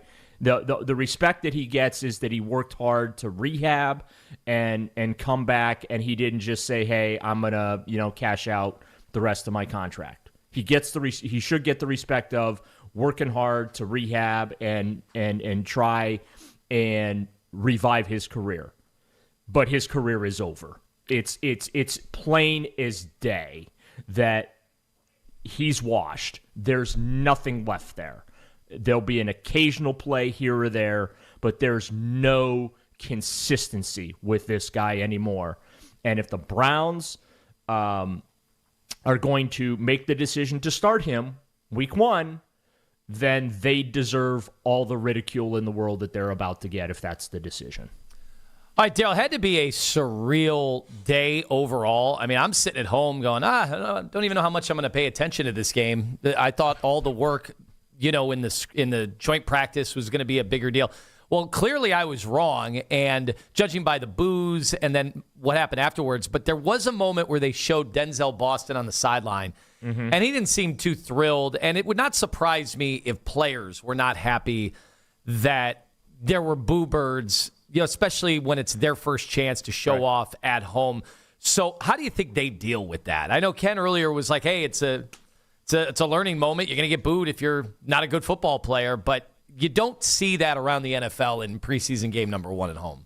Yeah, well, and the thing of it is I said this yesterday on the show with Nick Padone. Shame on Browns ownership. Shame on Dave Jenkins. Shame on Andrew Berry. And if, again, they picked Deshaun Watson to be the starter, shame on Todd Monken for putting Browns fans in this position and also putting players in this position.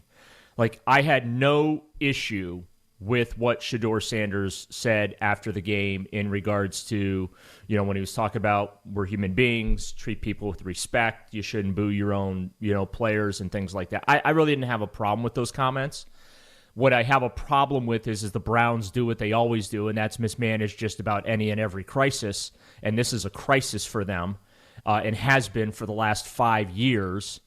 And, and Shedeur doesn't have the proper perspective on everything that's going on here, because I don't think that those boos were just about Deshaun being terrible. I don't think that those boos are just about him being an accused creep. I think that those boos are the residue of just everything.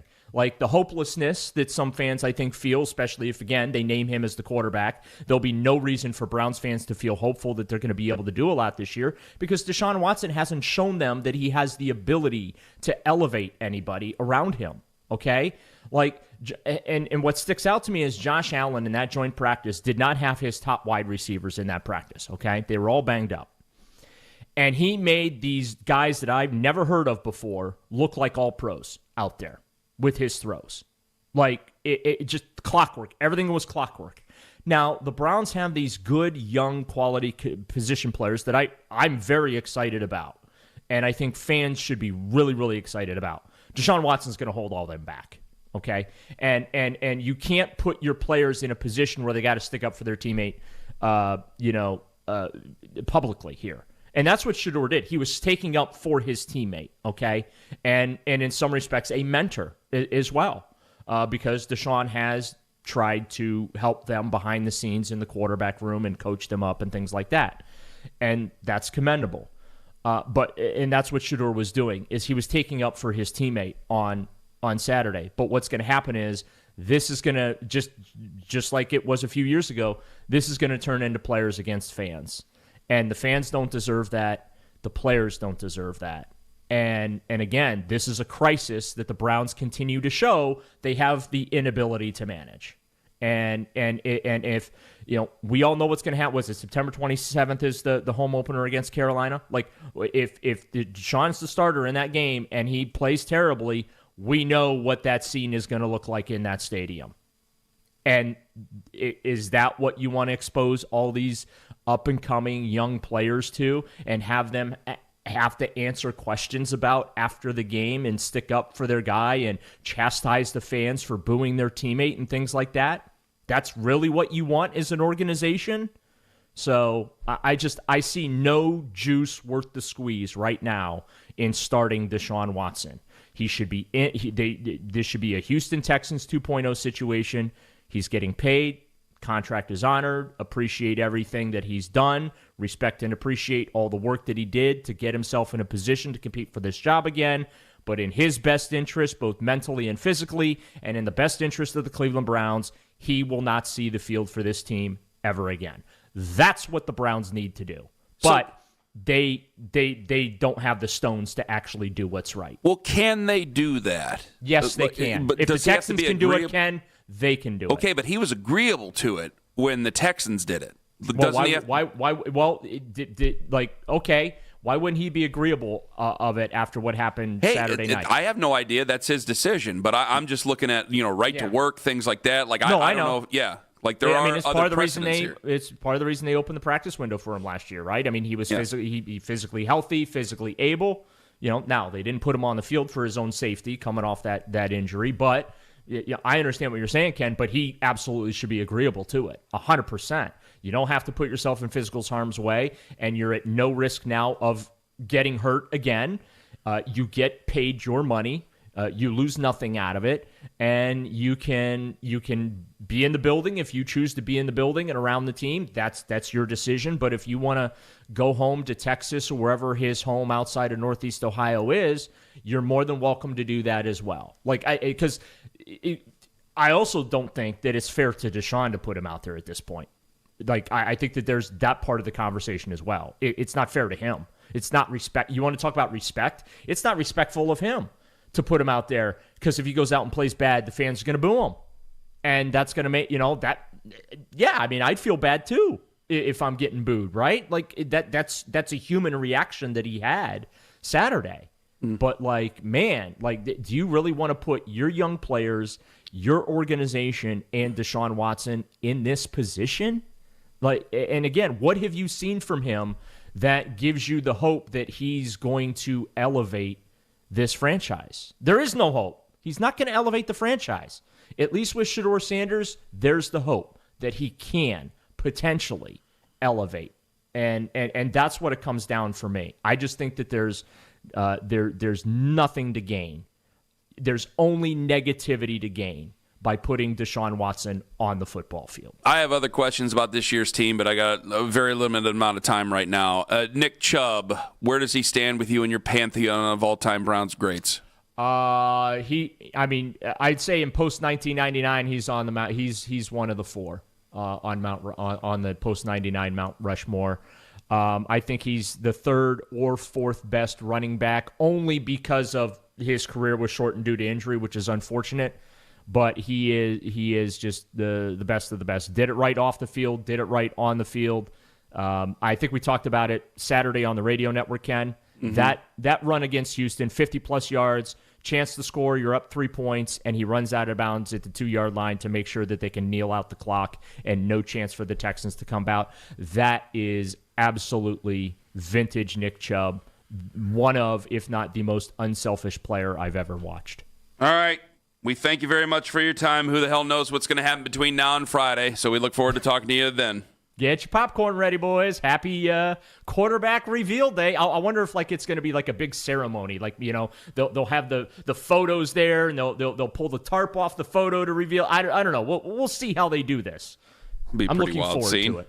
Daryl, thank you for the time. You bet, guys. Have a great week. The great Daryl Ryder joining us. He's brought to you by Scheib & Jewelers, Cleveland's premier jewelry store. In the streets, it's unthinkable. In that building, it's totally possible and still likely to happen. Ken Carman, Anthony Lima, that in 5 minutes on The Fan. Anthony Lima for Expert Renovations LLC, where there is just simply nobody better right now in the game than taking care of whether it's your roof, your siding, your windows, whatever it is. If you're a first-time homeowner, you're going to want to get in contact with Justin and the crew over at Expert Renovations right now because they stand by their work. They come back year after year after year to make sure everything is going smoothly. And it is the best warranty in the game. They call it the Lifetime Protection Plan. Most contractors give you a tailgate warranty that lasts until your truck leaves your driveway, but not at Expert Renovations, where they make sure the warranty of products stand tall, the ultimate peace of mind, whether it's metal roofing, vinyl siding, or storm damage. Justin and his crew, they absolutely do it all. Give them a phone call right now and find out for yourself. 440-745-5933. And again, the preventative measures they do, they know exactly what to look for in your home, and it is real peace of mind. Tell them Lima sent you. 440-745-5933 over at Expert Renovations, LLC. Denise Ann has always been Down Bash Jewelers. That's who we are. It's made us who we are. Through this line, through this multifaceted diamond, people just see the difference between a traditional cut and our Denise Ann. It's not something we can explain, but once we show it to you, you'll never go back. You'll never see a traditional diamond again. It gives everyone the chance to wear something that sparkles, which is what my mother always used to say. That's what jewelry's there for. Jewelry is meant to sparkle. Down Bash and Doug. Limu and I created a trick to help you remember that you can customize your car insurance and save with Liberty Mutual. You see, the shirts Limu and I wear are yellow, and yellow is the color of lemons, and lemons grow on trees, and trees provide oxygen, and oxygen helps us breathe, and breathing is how you live, and you can live more life when you save money by customizing your car insurance. I agree, Limu. It's really quite simple. Only pay for what you need at libertymutual.com. Liberty, liberty, liberty, liberty. Celebrate National Hair Loss Awareness Month with Vanscoy Hair Clinics. Thicker, fuller hair you deserve with 0% financing for up to 24 months. Visit vanscoyhair.com to learn more. Vanscoy Hair Clinics. 92.3 The Fan, 2020 Sports. Browns head coach Tom Monken plans to name his starting quarterback for the regular season opener at some point today, and the preseason loss to the Bills on Saturday. Shedeur Sanders, 9 of 11, 74 yards, a touchdown, and an interception. Deshaun Watson, just 5 of 12, 36 yards, and a pick. Coach Monken could reveal a starting QB when he talks to the media today, 12 o'clock live, right here on 92.3 The Fan. Browns defensive end Alex Wright going to miss the entire 2026 season. Wright placed on injured reserve. He suffered a ruptured left Achilles tendon during Thursday's joint practice with the Bills. Last November, Wright signed a 3-year, $33 million contract extension. Browns signing Derek Barnett yesterday to make up for the roster void. He had 5 sacks last season with the Houston Texans. Cleveland Guardians, they beat Colorado 7-2, chased the water. 3 base hits, including a pair of triples, drove in 2. Guardians win their 4th on the road to Lauder. First Cleveland player with 2 triples in a game since 2019, the first Cleveland rookie to do it since 1990. Joe Adell had 2 hits, drove in 2. Guardians their first sweep since right before the All-Star break. Foster Griffin got win number 15. He allowed 2 runs over 5 innings. Guardians remain in second place in the AL Central, 3.5 games in back of the White Sox. Chicago topping the Mets on Sunday 2-1. The Guardians also remain tied with Texas for the 3rd and final wild card spot. Rangers beat the Angels 5-3. Guardians in Anaheim tonight to start a 3-game series. Don't miss the Browns preview show tonight.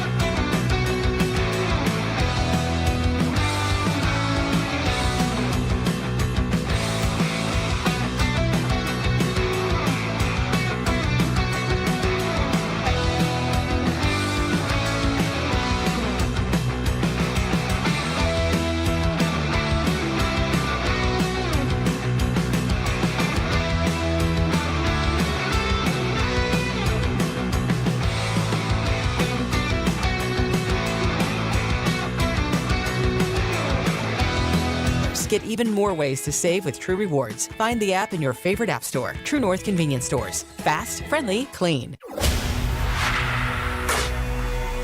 Headline sports news every 20 minutes from the University Hospital's sports desk. We are Sports Radio 92.3 The Fan. Training camp coverage powered by Genesee Brewing Company. 92.3 The Fan.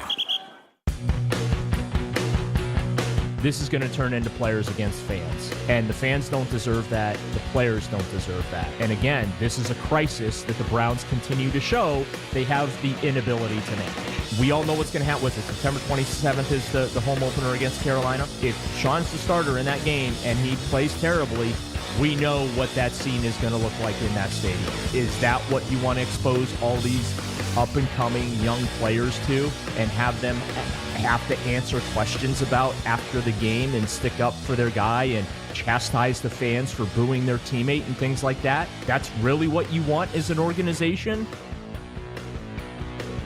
That was Daryl Ryder, our Browns beat reporter, moments ago, talking about how things could escalate, players versus the fans. Now, are we getting a little carried away there, or is there a potential? I've seen... Well, players don't like booing. Well, Kenny, they'll never like booing. I saw people have brought up both Baker Mayfield going at... I don't remember this. In 2019, it seemed like they were probably booing everybody that was on the team at that point because things had gone south, and Odell Beckham, and Baker didn't seem to like it, and he was going back and forth with some fans. That was before the playoff year, obviously. But people have referenced Derek Anderson. People have referenced Tim Couch. And look, I do think Cleveland has a bit of a reputation. I don't think it's Philly. I don't think we have the reputation of the Philly fans. But I also don't know if you care about something like that. I think if...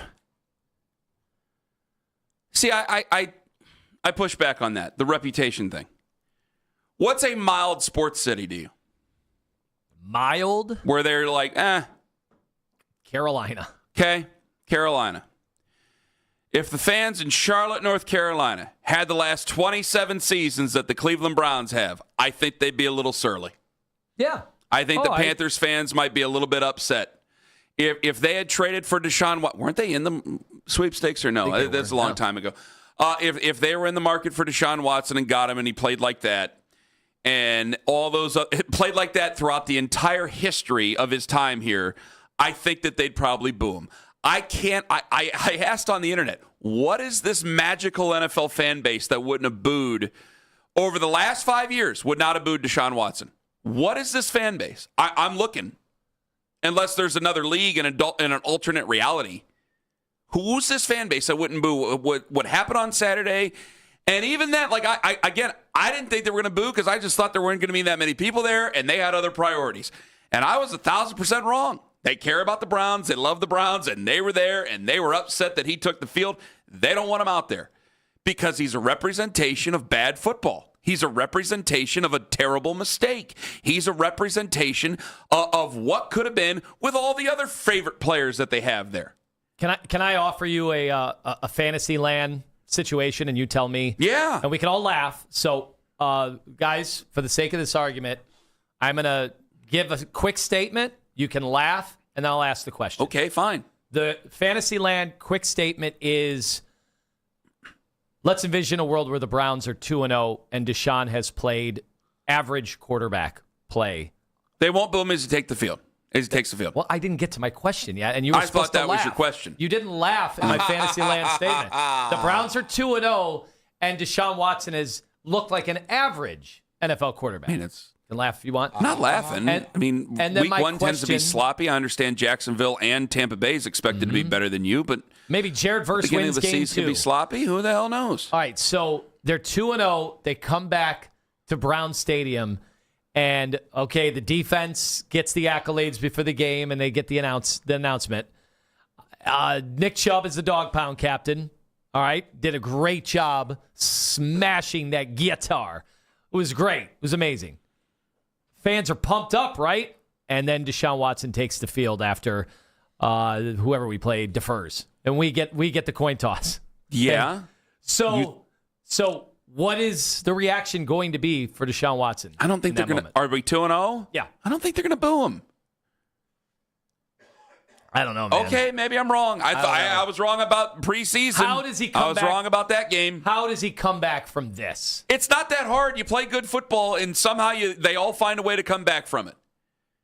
For the love of God, it's been this way. It's not science. It's been this way. It's the human reaction to professional sports. You play well, they stop booing you. Now, they might not line up for his autograph and to get pictures with him and rush to buy his jersey again. They might, if there's a touchdown pass to Denzel Boston, they might be excited for Denzel Boston or Casey Concepcion or whoever, Luke Flourier. But it's not crazy, man. Yeah, you're 2-0. You're getting ready to take on the Carolina Panthers. They're not going to boo. They're going to be hoping that they win.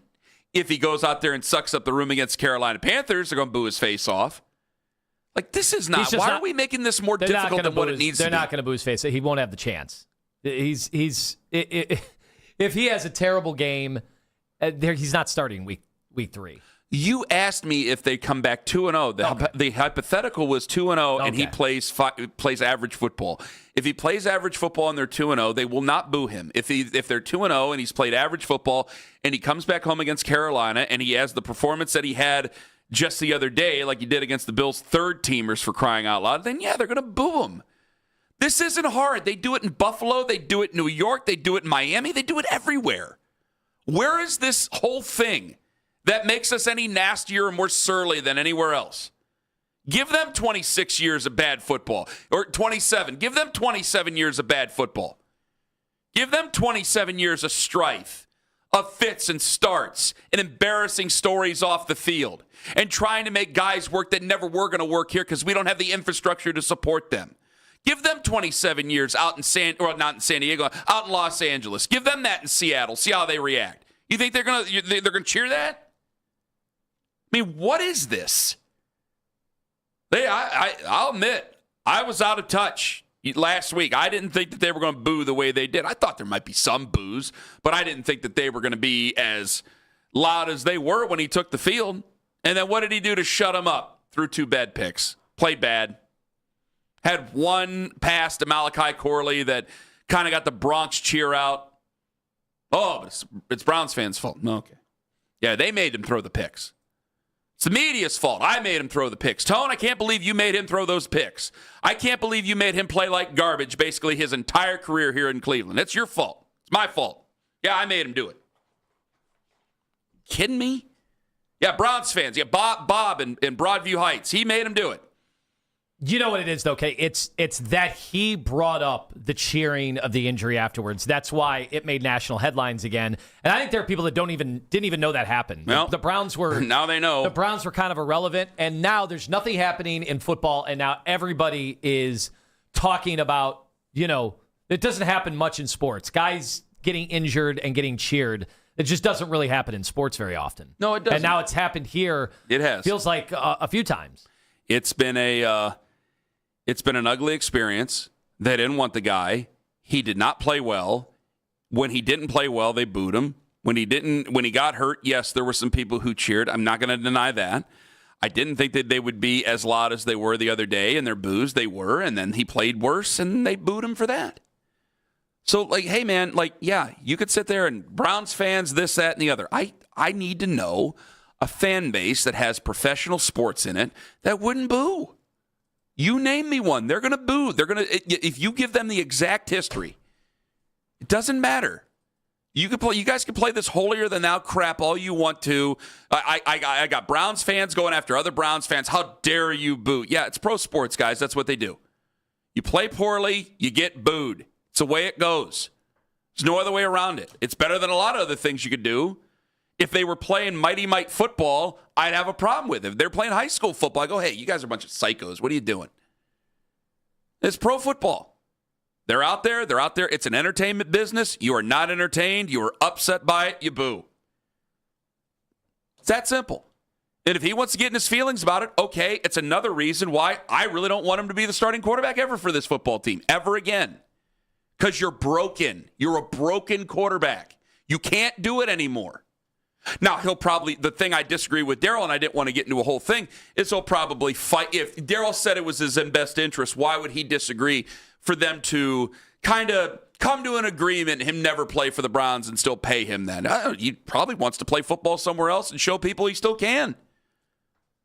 Doesn't he? I wondered about that until He's still an able-bodied individual. I wondered that until he said what he said. It almost seemed like he was sabotaging himself intentionally. Well, you brought that up once already. I want to bring that up with everybody else. That and it is absolutely unthinkable to a lot of people pulling into work today. I think it's absolutely possible and still likely to happen in that building where they named Deshaun Watson the starter for the season. It hasn't happened yet, and I want to know if it does. What's your initial reaction as a Browns fan? Ken Carman, Anthony Lima, take us with you to work in the free Odyssey app. Anthony Lima for QC Kinetics. I've talked about regenerative medicine for a while now here on The Fan. And one thing that local company in QC Kinetics has been able to do is repair and restore your damaged joint tissue, but you are being able to use it with the cells that built you in the first place. That's what regenerative medicine is all about. It is not like surgery where you have all the downtime.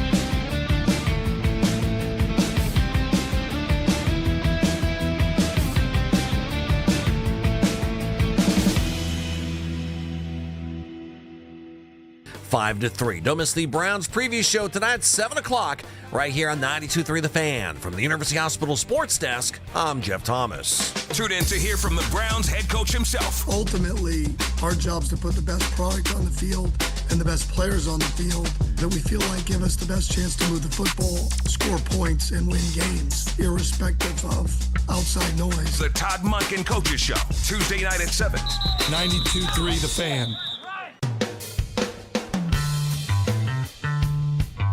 Connie time, VIP access to the Fan 15 celebration September 3rd at Dave & Buster's, including a pair of reserved seats, buffet dinner, and a pair of power cards. All you have to do is enter the word lounge, Lounge. By the end of the hour, 923thefan.com to get registered to win. I cannot wait for that, Kenny. Looking forward to the Connie. And I love how close this is to my house. This makes it so much easier for me to have a good time with our listeners. Might need somebody as to long walk as me it's home. Convenient for you. Absolutely. That's all that really matters to Tone. You sleeping over? No. That'd be fun. Got room. Do you want to ask my wife? If she wants to sleep over No, instead? if I'm allowed to spend the night at your house. Why wouldn't she? Well, if it's okay with my wife, it's okay with yours. All right.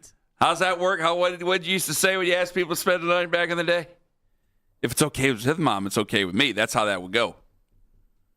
What, Owen? Yeah, be careful. Owen's kids are at an age where that is going to become an issue.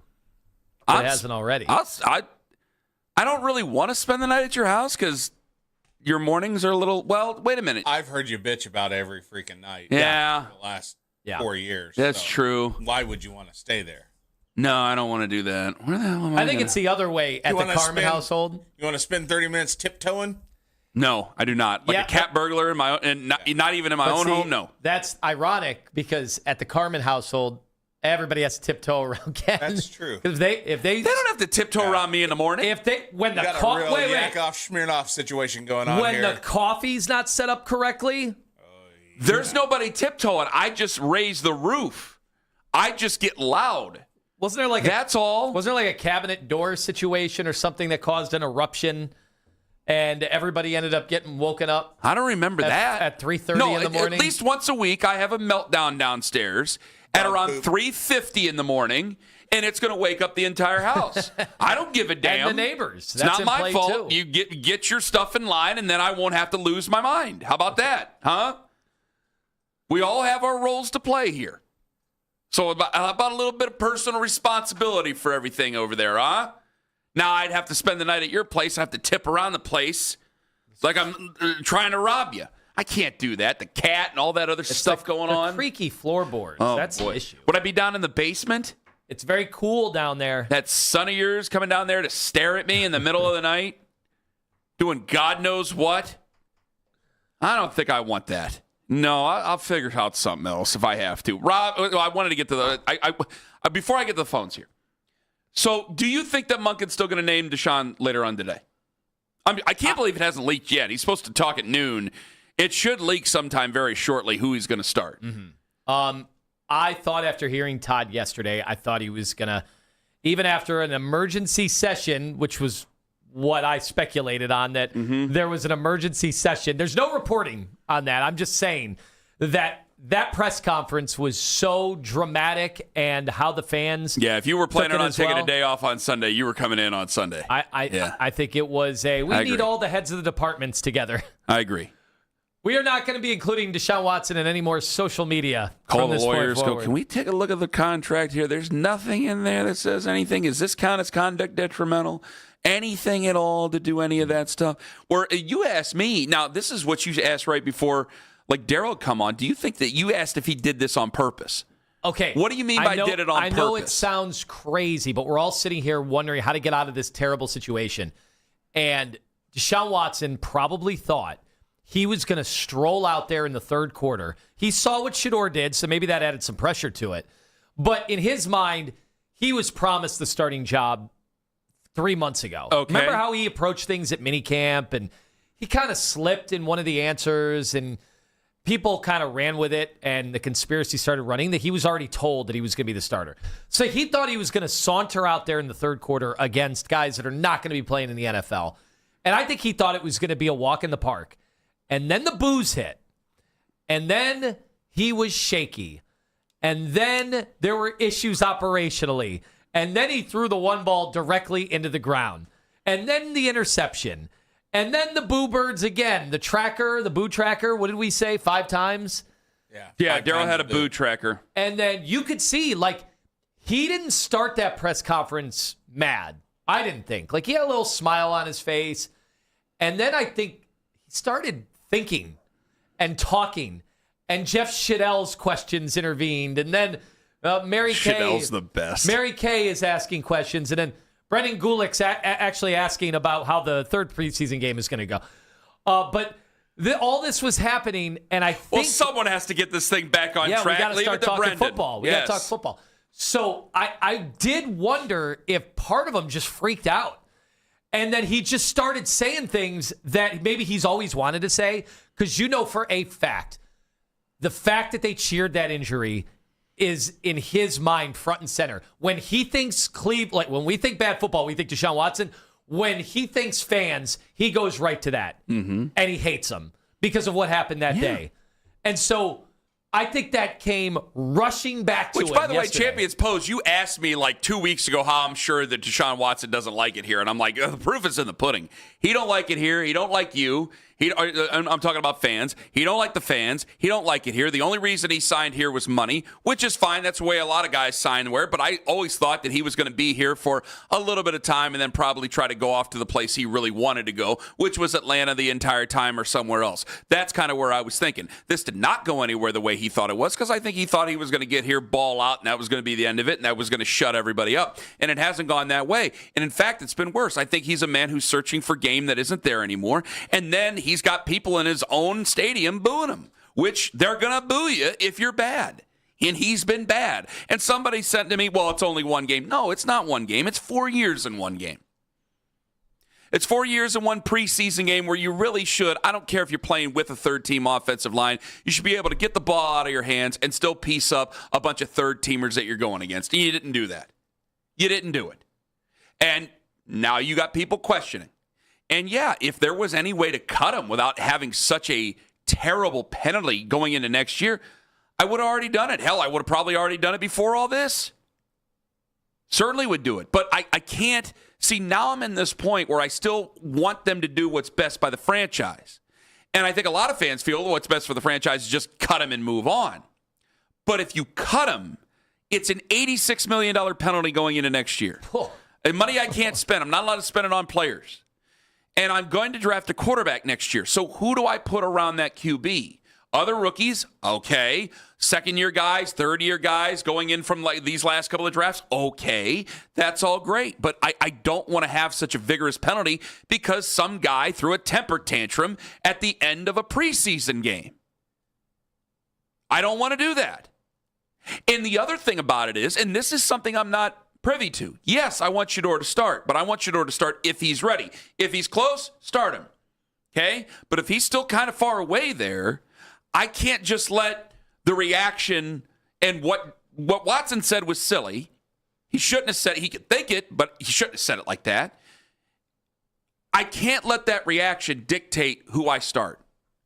I have to look in the room. Does the room still believe in this guy? I have to look at myself. Do I still believe that this guy gives me the best chance to win? And is it exceedingly over his backup right now? My head is screaming no because to answer these questions. I understand that. But also, am I going to make the situation worse then if I decide, all right, I'm going to start Shador, but I know in the back of my head and in my mind and in my stomach that he's just not ready to go with my offense yet? Because now I'm going to make the situation worse. I'll torpedo Shador, and then I'm going to have to bring out Deshaun later on. And you can always go back if you really wanted to go back, but you really can't go back to the fans and to the team. I think that they'd be wondering. I mean, you need somebody to fill out the quarterback role. So it's a big decision here. So Shador has to be, if he's close to ready, yeah. But if there's still problems in the huddle, getting stuff figured out, I'm just going to make my situation worse, even though it's going to be an unpopular decision to make. I have to do what's best for the football team. And that's only, I can only speculate to that. I don't know any of that for certain. It's only what I can't even guess it. I'm just giving you a scenario that may play out. Because to me, that scenario has been playing out all of training camp. Nobody wants to see Deshaun Watson. Nobody. We all want to see Shedeur Sanders. Love him, hate him, pray to him like some people do. Doesn't matter. The curiosity is there for him. It's not there with Deshaun Watson. Shedeur Sanders doesn't remind me of a horrific era of football and what could have been, where the only time we could ever be happy was when he wasn't playing QB. Shedeur Sanders doesn't represent that to me. That's a decision that Todd Monken has to make because he can't answer for the last 4 years and two preseason games. Yeah, and he can only answer for now. And Todd legitimately felt excited about the return of Deshaun. Yes. Which, of course, none of us were experiencing. At least nobody that I knew. It's difficult. 216-474-0092. All right, Donald in Macedonia. If he were to name Watson your starting quarterback, how do you react, Donald? I'm going to react like, let's see what happens week 1 and week 2. When he comes week 3, we know what the reaction is going to be. So that would be my reaction. So you're just kind of wanting to see anything he can do if he's named the starter? Yes, because I believe, and this is where I felt about this whole thing after he played on Saturday, I felt like he put Todd Monken in a bind. Then after Todd Monken talked, I said, well, he's 100% starting. Then after Deshaun Watson started being talked, I was like, well, I don't even know how he can be on this team anymore. Then Todd Monken talked again yesterday, and I was like, well, it seems obvious that Deshaun is still going to be the starter. Something about Todd Monken, he feels like he can squeeze juice out of this orange. And I don't know why, but he does.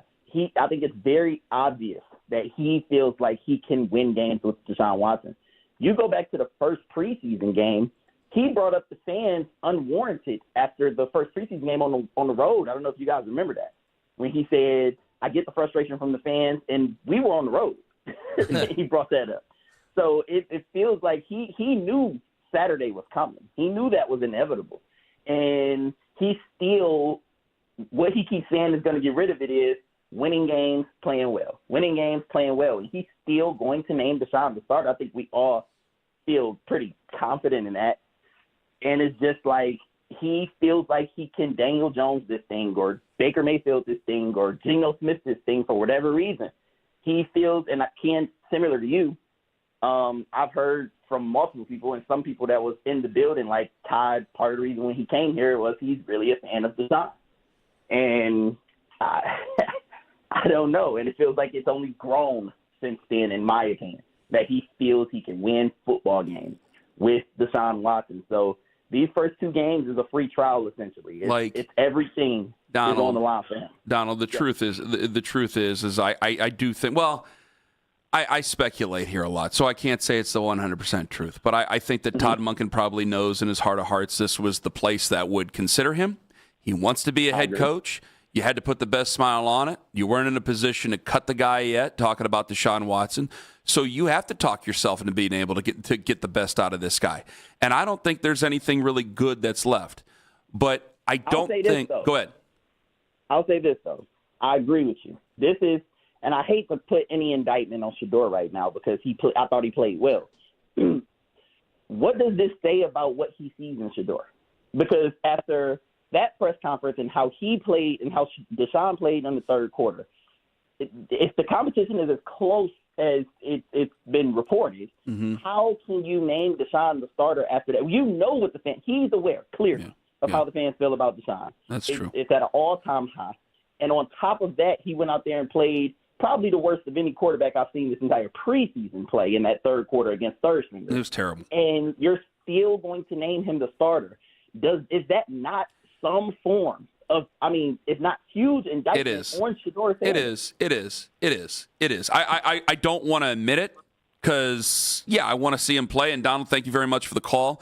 But you bring up a good point. It is that, at the very least, you don't believe that he's ready. You believe in your heart of hearts that he is just not ready to start for your football team and to help you win games. And that's not a good thing. But there's one thing that I know is going to be said today, and I think some people have already said it today on the internet, where I'm going to stop short. I'm going to tell you what people are going to say and where I cannot agree with that, coming up in 5 minutes, as well as someone paid good money to have an all-time television character troll Deshaun Watson. Ken Carman, Anthony Lima, and a mystery cameo coming up in 5 on The Fan.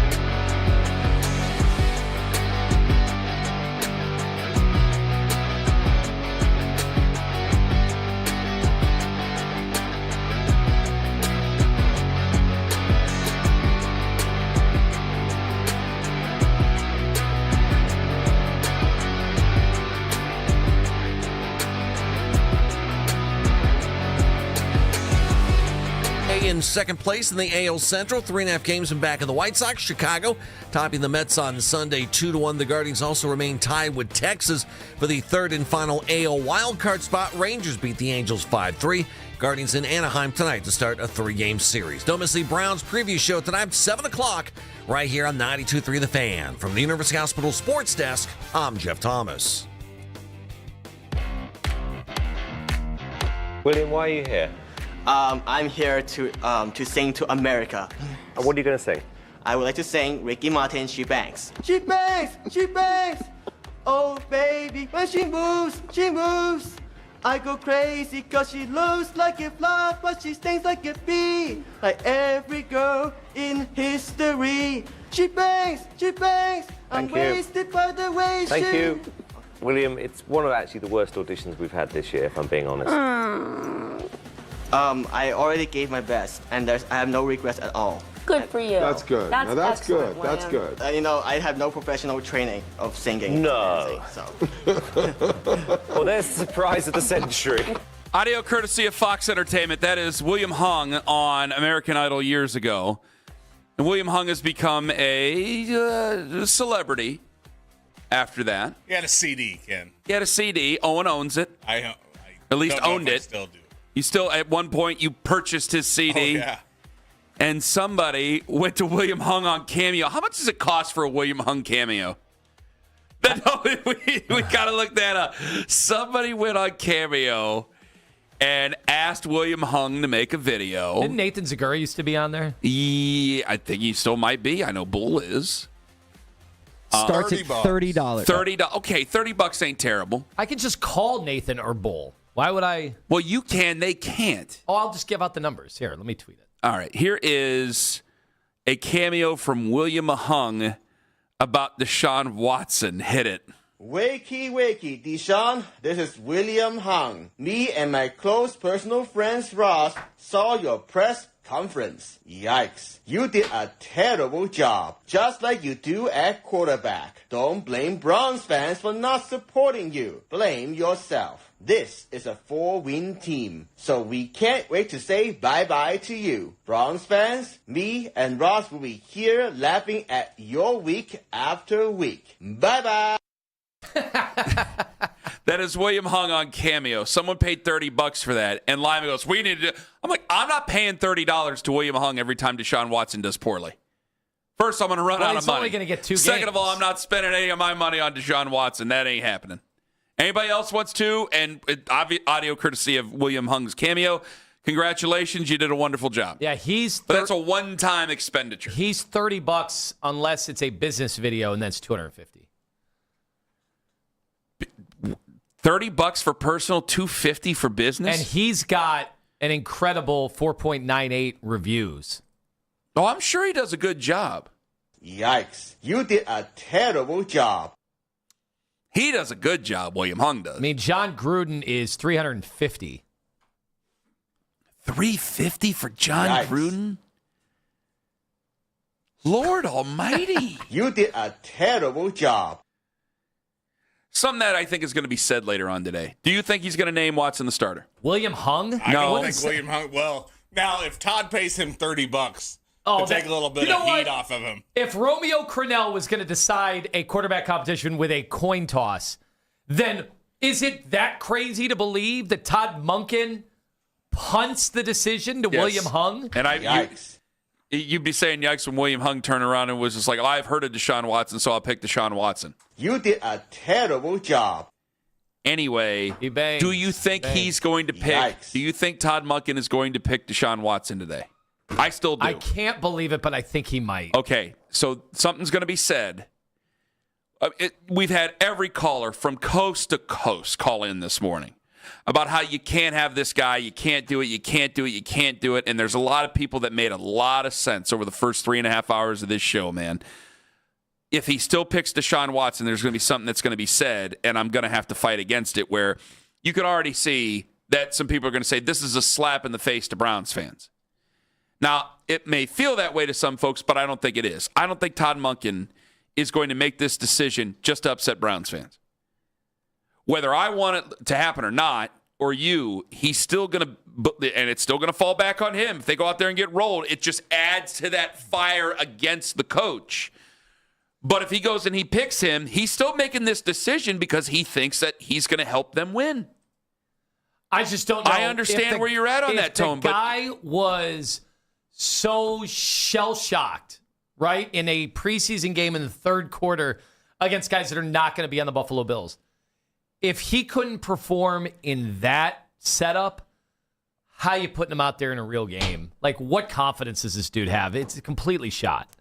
I know. I get that. And I would think that you're right. But again, they have conversations we don't.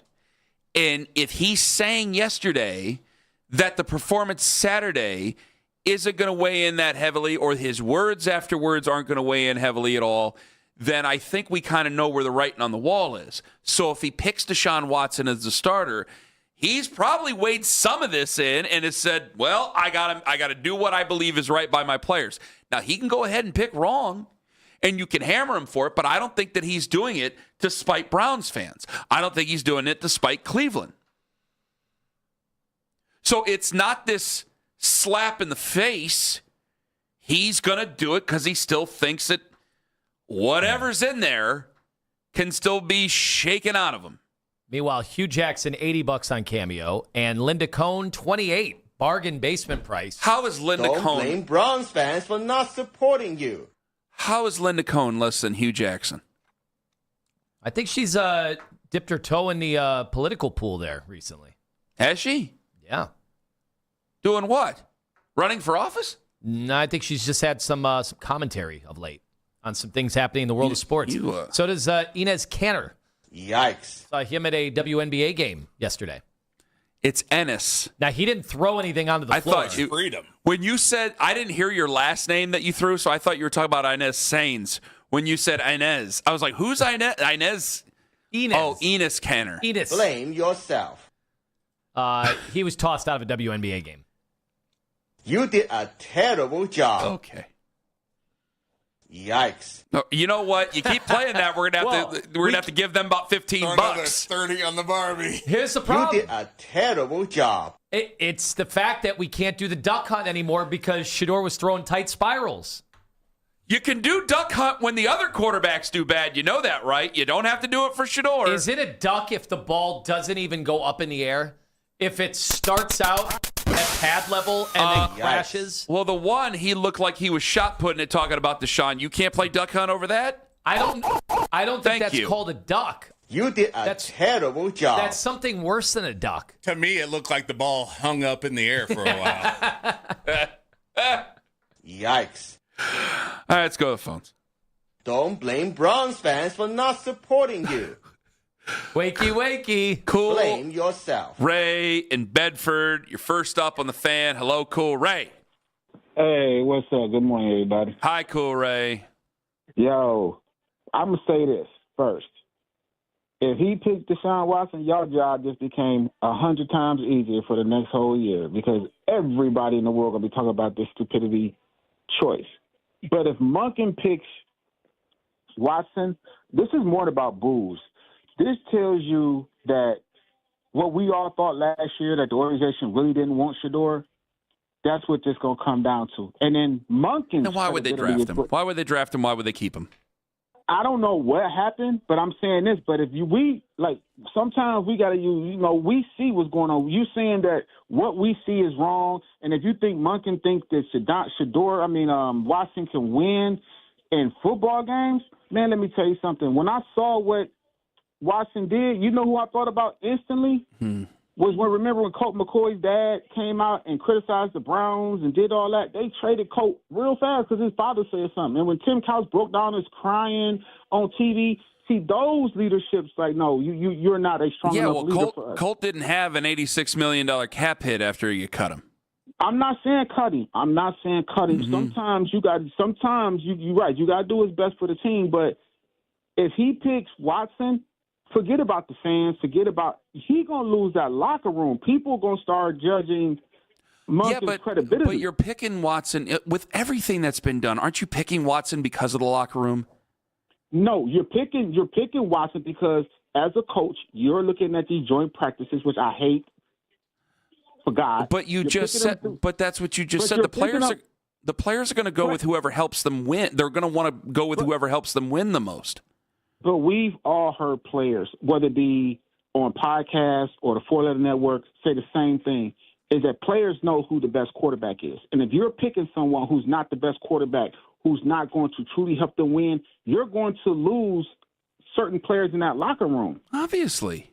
But what do you think those players, what do those players, what did they think of that effort in the second half? They were there. They heard the boos. Did we see Boston's reaction when they showed him on? So you think he's the only player who sees that? These are young players who understand that this game has become way more dangerous and every game means something. So when people get on these airwaves and go, oh, it's just 2 weeks, that's 2 weeks of someone's career and life. And I only say it's 2 weeks because I don't have faith that he's going to play well. That's what I say when I say 2 weeks. We shouldn't have that. But we should not have had that attitude, especially when. And I love you guys. I love all this whole station. Well, thank you, but Ray. If that was Shador who had that performance with the guys who you guys going to be seeing going to be working at Pet Boys or pushing up Daisy somewhere else. Well, no, first off, working at Pet Boys is a respectable position, so I'm not going to sit there and rip on people working at Pet Boys. If they're going to be doing something other than that, if that was Shador's performance, if we flip that around, let's just hypothetically flip the performances around. Watson looked like Shador looked like Watson. Everybody and their mama we talk about sit Shador down. He shouldn't be starting. He shouldn't be in the NFL. But everybody and their brother's saying the same thing about Watson. No, they're not. They're saying, because he was a top 10 quarterback in Tennessee and he got hurt. Maybe because he's a veteran, he should get the opportunity. And if that's what Monken's thinking, because he's a veteran, that he should get and his performance look like that, then Monken shouldn't be here. Okay, that's the first thing I think I've agreed with you the entire call, Ray. Thank you very much for the call. Because if he picks the wrong QB, it is on the table. I thought it was ghoulish to talk about it before, but we have had 2 preseason games. It's absolutely on the table. He could be a one-and-done coach. Bye-bye. If you pick Deshaun Watson, he ends up sucking up the room, and Shador Sanders comes in and does well, it's a conversation to have. If both are bad, it still happens. I just don't think with everything that's gone on, all the history, all the nastiness, the press conference that he had after the game, if he picks Deshaun Watson, I think he's doing it because of the locker room, not in spite of the locker room. Am I wrong? Let me ask you this. If they had this meeting yesterday, the head of the department heads meeting that I have conjured up in my mind, the emergency convening of all the leadership. It's like in The Simpsons when Sideshow Bob takes over the Duff Blimp. Actually, remember that. If this happened. Except for the magazines. I forgot about that. Go ahead. If this meeting that I've conjured up in my head actually transpired, and it's been Todd Monken's call all along, can Andrew Berry go? We can't. If you own the Browns, and you were going to meddle, who would start? Shador. Yes, for the love of God, yes. If we own the Browns, can we all agree with that? If you own the Browns, and you're going, it's my team. I own the damn team. What's $40 million in the grand scheme of things? What is $40 million? 86 means something next year because he ain't gonna be here. So I'm not gonna let him get the last laugh and put my next quarterback in a bad position. But you just said it. If any of us own the franchise and we were I'm already reading, well, if he starts Watson, I know Jimmy's meddling. How on earth? You've heard it all. You've seen it all. They pay attention to everything that's said. Everything on the radio, everything that's said by the fans, all the stuff on the face. They do that. If you were the owner, who would you pick to start? You'd pick Shador. 10 out of 10 Browns fans out there would do that. Right now, with all this going on, Lord almighty. The afternoon show totally disagrees. I think it's the opposite. Why? I don't understand. How? I don't know. How on earth? Honestly, I think it's because Shador was losing the competition, and so they just couldn't accept that. What other reason? What other way could you say it? I just don't get it. You would start Shador if you were just going to meddle. If I was going to go, like, I could look at you as the owner of the franchise and be like, hey, we're not going to be that good this year. We might as well make the fans happy. I don't care. It's my damn ball team, and we're making Shedeur Sanders the starter. You're the coach. You deal with it. That's a nasty way to look at it. That's not why I hired the guy. But if we were making the decision, we'd all start Sanders. 216-474-0092. Like, that's crazy. Especially after that, yesterday or on Saturday, like, Lord. All right, coming up next, more of you guys. And what do we have with coin toss here? Shedeur Sanders learning all about the coin toss and how that works before an NFL game. We'll have it for everybody on the Fan. It's Anthony Lima for Fanatics Sportsbook, and this is your injury report. We'll be doing this weekly throughout the entire season, but we did get that bad news, unfortunately,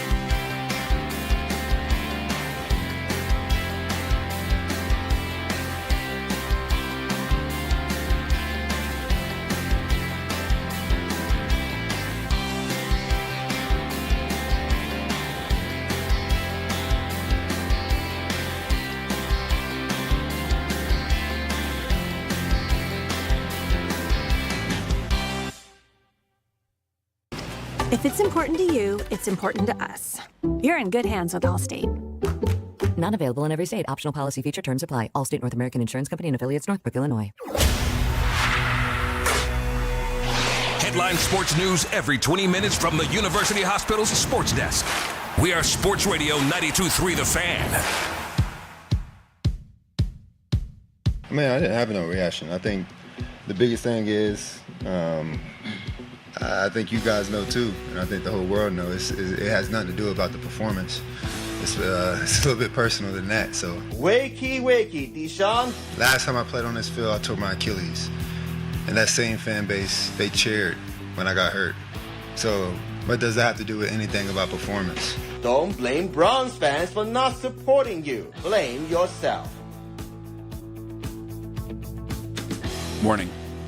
What are you laughing about? We had to have some fun because this was ridiculous. This was a preseason game. Yikes! You did a terrible job. I did not know that. Terrible job. When we woke up on Saturday, I did not think to myself, "This is going to be one we're going to be referencing 20 years from now." We will now. Honestly, isn't that almost a guarantee that will go down in the annals as a Browns moment? Yikes. No, hopefully it's just something forgotten next year. I don't think it'll be forgotten. I don't. Because it feels like this was the end of Deshaun Watson in Cleveland. Wakey, Deshaun. And now I say that, and Todd Monken today might say it's just the beginning. I don't know. Maybe I'm talking. Maybe I'm trying to speak things into not existing or being in existence. Because maybe I was thinking before on Friday. Maybe I was thinking more. Maybe I was hoping they wouldn't boo that loud at the beginning of the third quarter on Saturday. Maybe I was hoping that wasn't going to happen.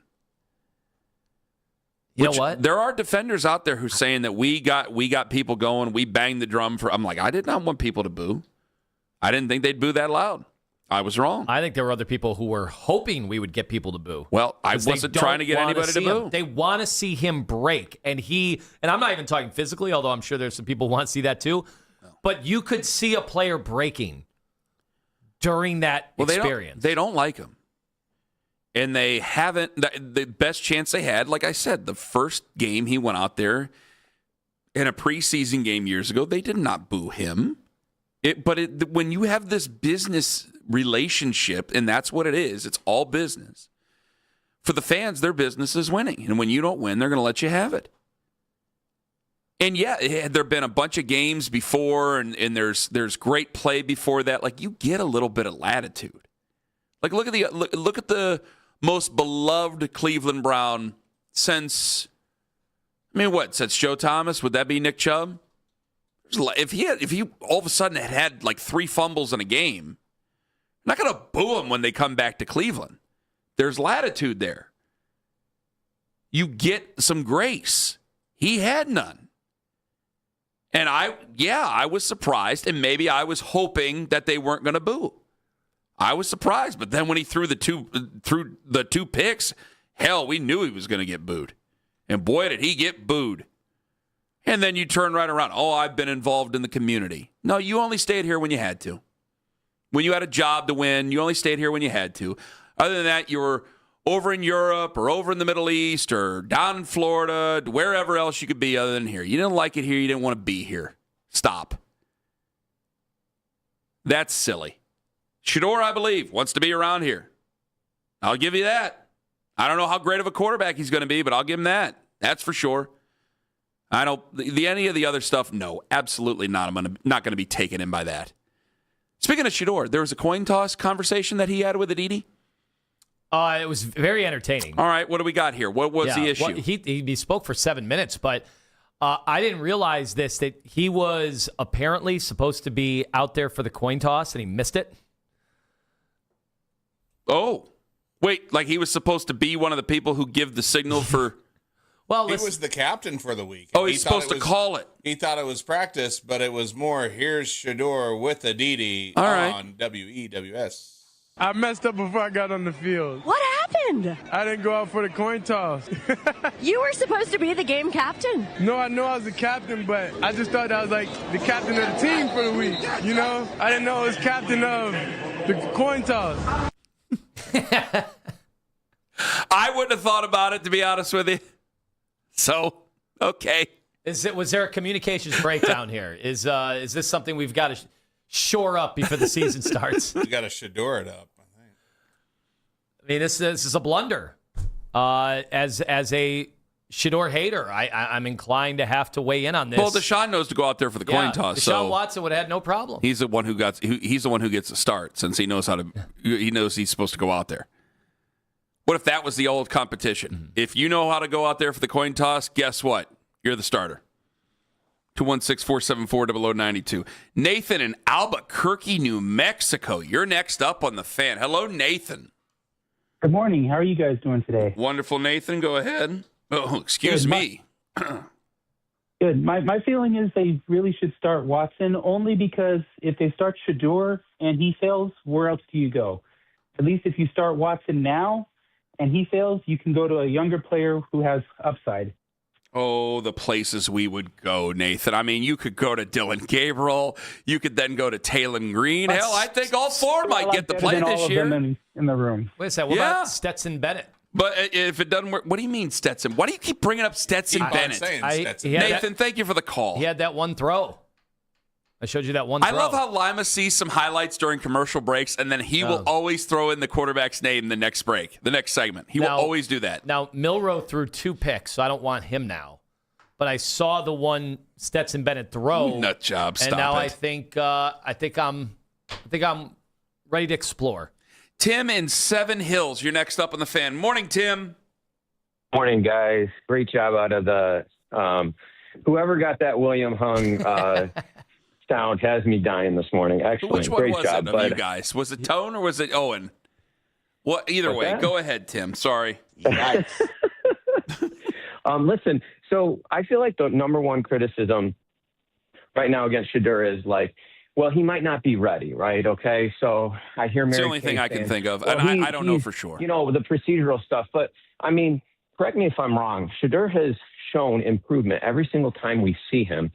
And we got 3 weeks, right? 3 weeks before the season. So if he's not ready, get him ready. I mean, if we're talking, well, Watson's a little bit better. What is it, 5% better? Right, I mean, yeah. I mean, that's where you got 3 weeks. This guy is developing.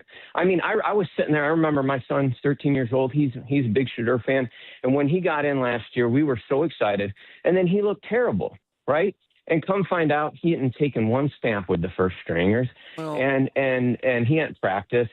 And so he gets out there. Next week looks a little better. Next week looks a little better. Yeah. So I thought he looked great on Saturday. I mean, I don't know why. You know, you said, Ken, it's not for spite. It is 100% for spite. I mean, it's like the Seinfeld episode. Watson can I fans? assign the starting quarterback for spite? I mean, I don't think he'd do it ridiculous. despite the fans. I think he'd do it just because he feels that one's easier to work with than the other, apparently, I guess. Like, hey, I agree with you. I'd start Shador. And by the way, Tim, you make total sense. It's like, hey, you got 3 weeks to get him ready. Go get him ready. And thank you for the call. You got 3 weeks to get him ready. Get him ready.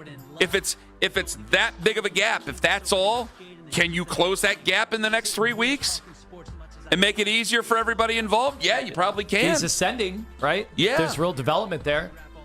That's the only reason I could think of, because, you know, in practice, I understand there's problems, but in games, he's looked either fine or good in these first preseason games Shador has. So I hate to use the term gamer, because that doesn't make any coach feel any better. It doesn't make him any more comfortable, but maybe that's the term we have to use. And if the other guy's going to be good in practice, and then when you put him out there in front of the fans and he can't do it, well, you got to be able to perform in the games too, don't you? Because the only thing I could think of anymore is that maybe it's just not that great in the huddle. Other than that, I got no other reasons why Deshaun Watson should start over Shador Sanders. Not a chance. We'll find out later today, and then we'll get the explanation at noon. Thanks to everybody. We're back tomorrow 6 to 10. Have a wonderful day, my friends. Go Guardians. Hey.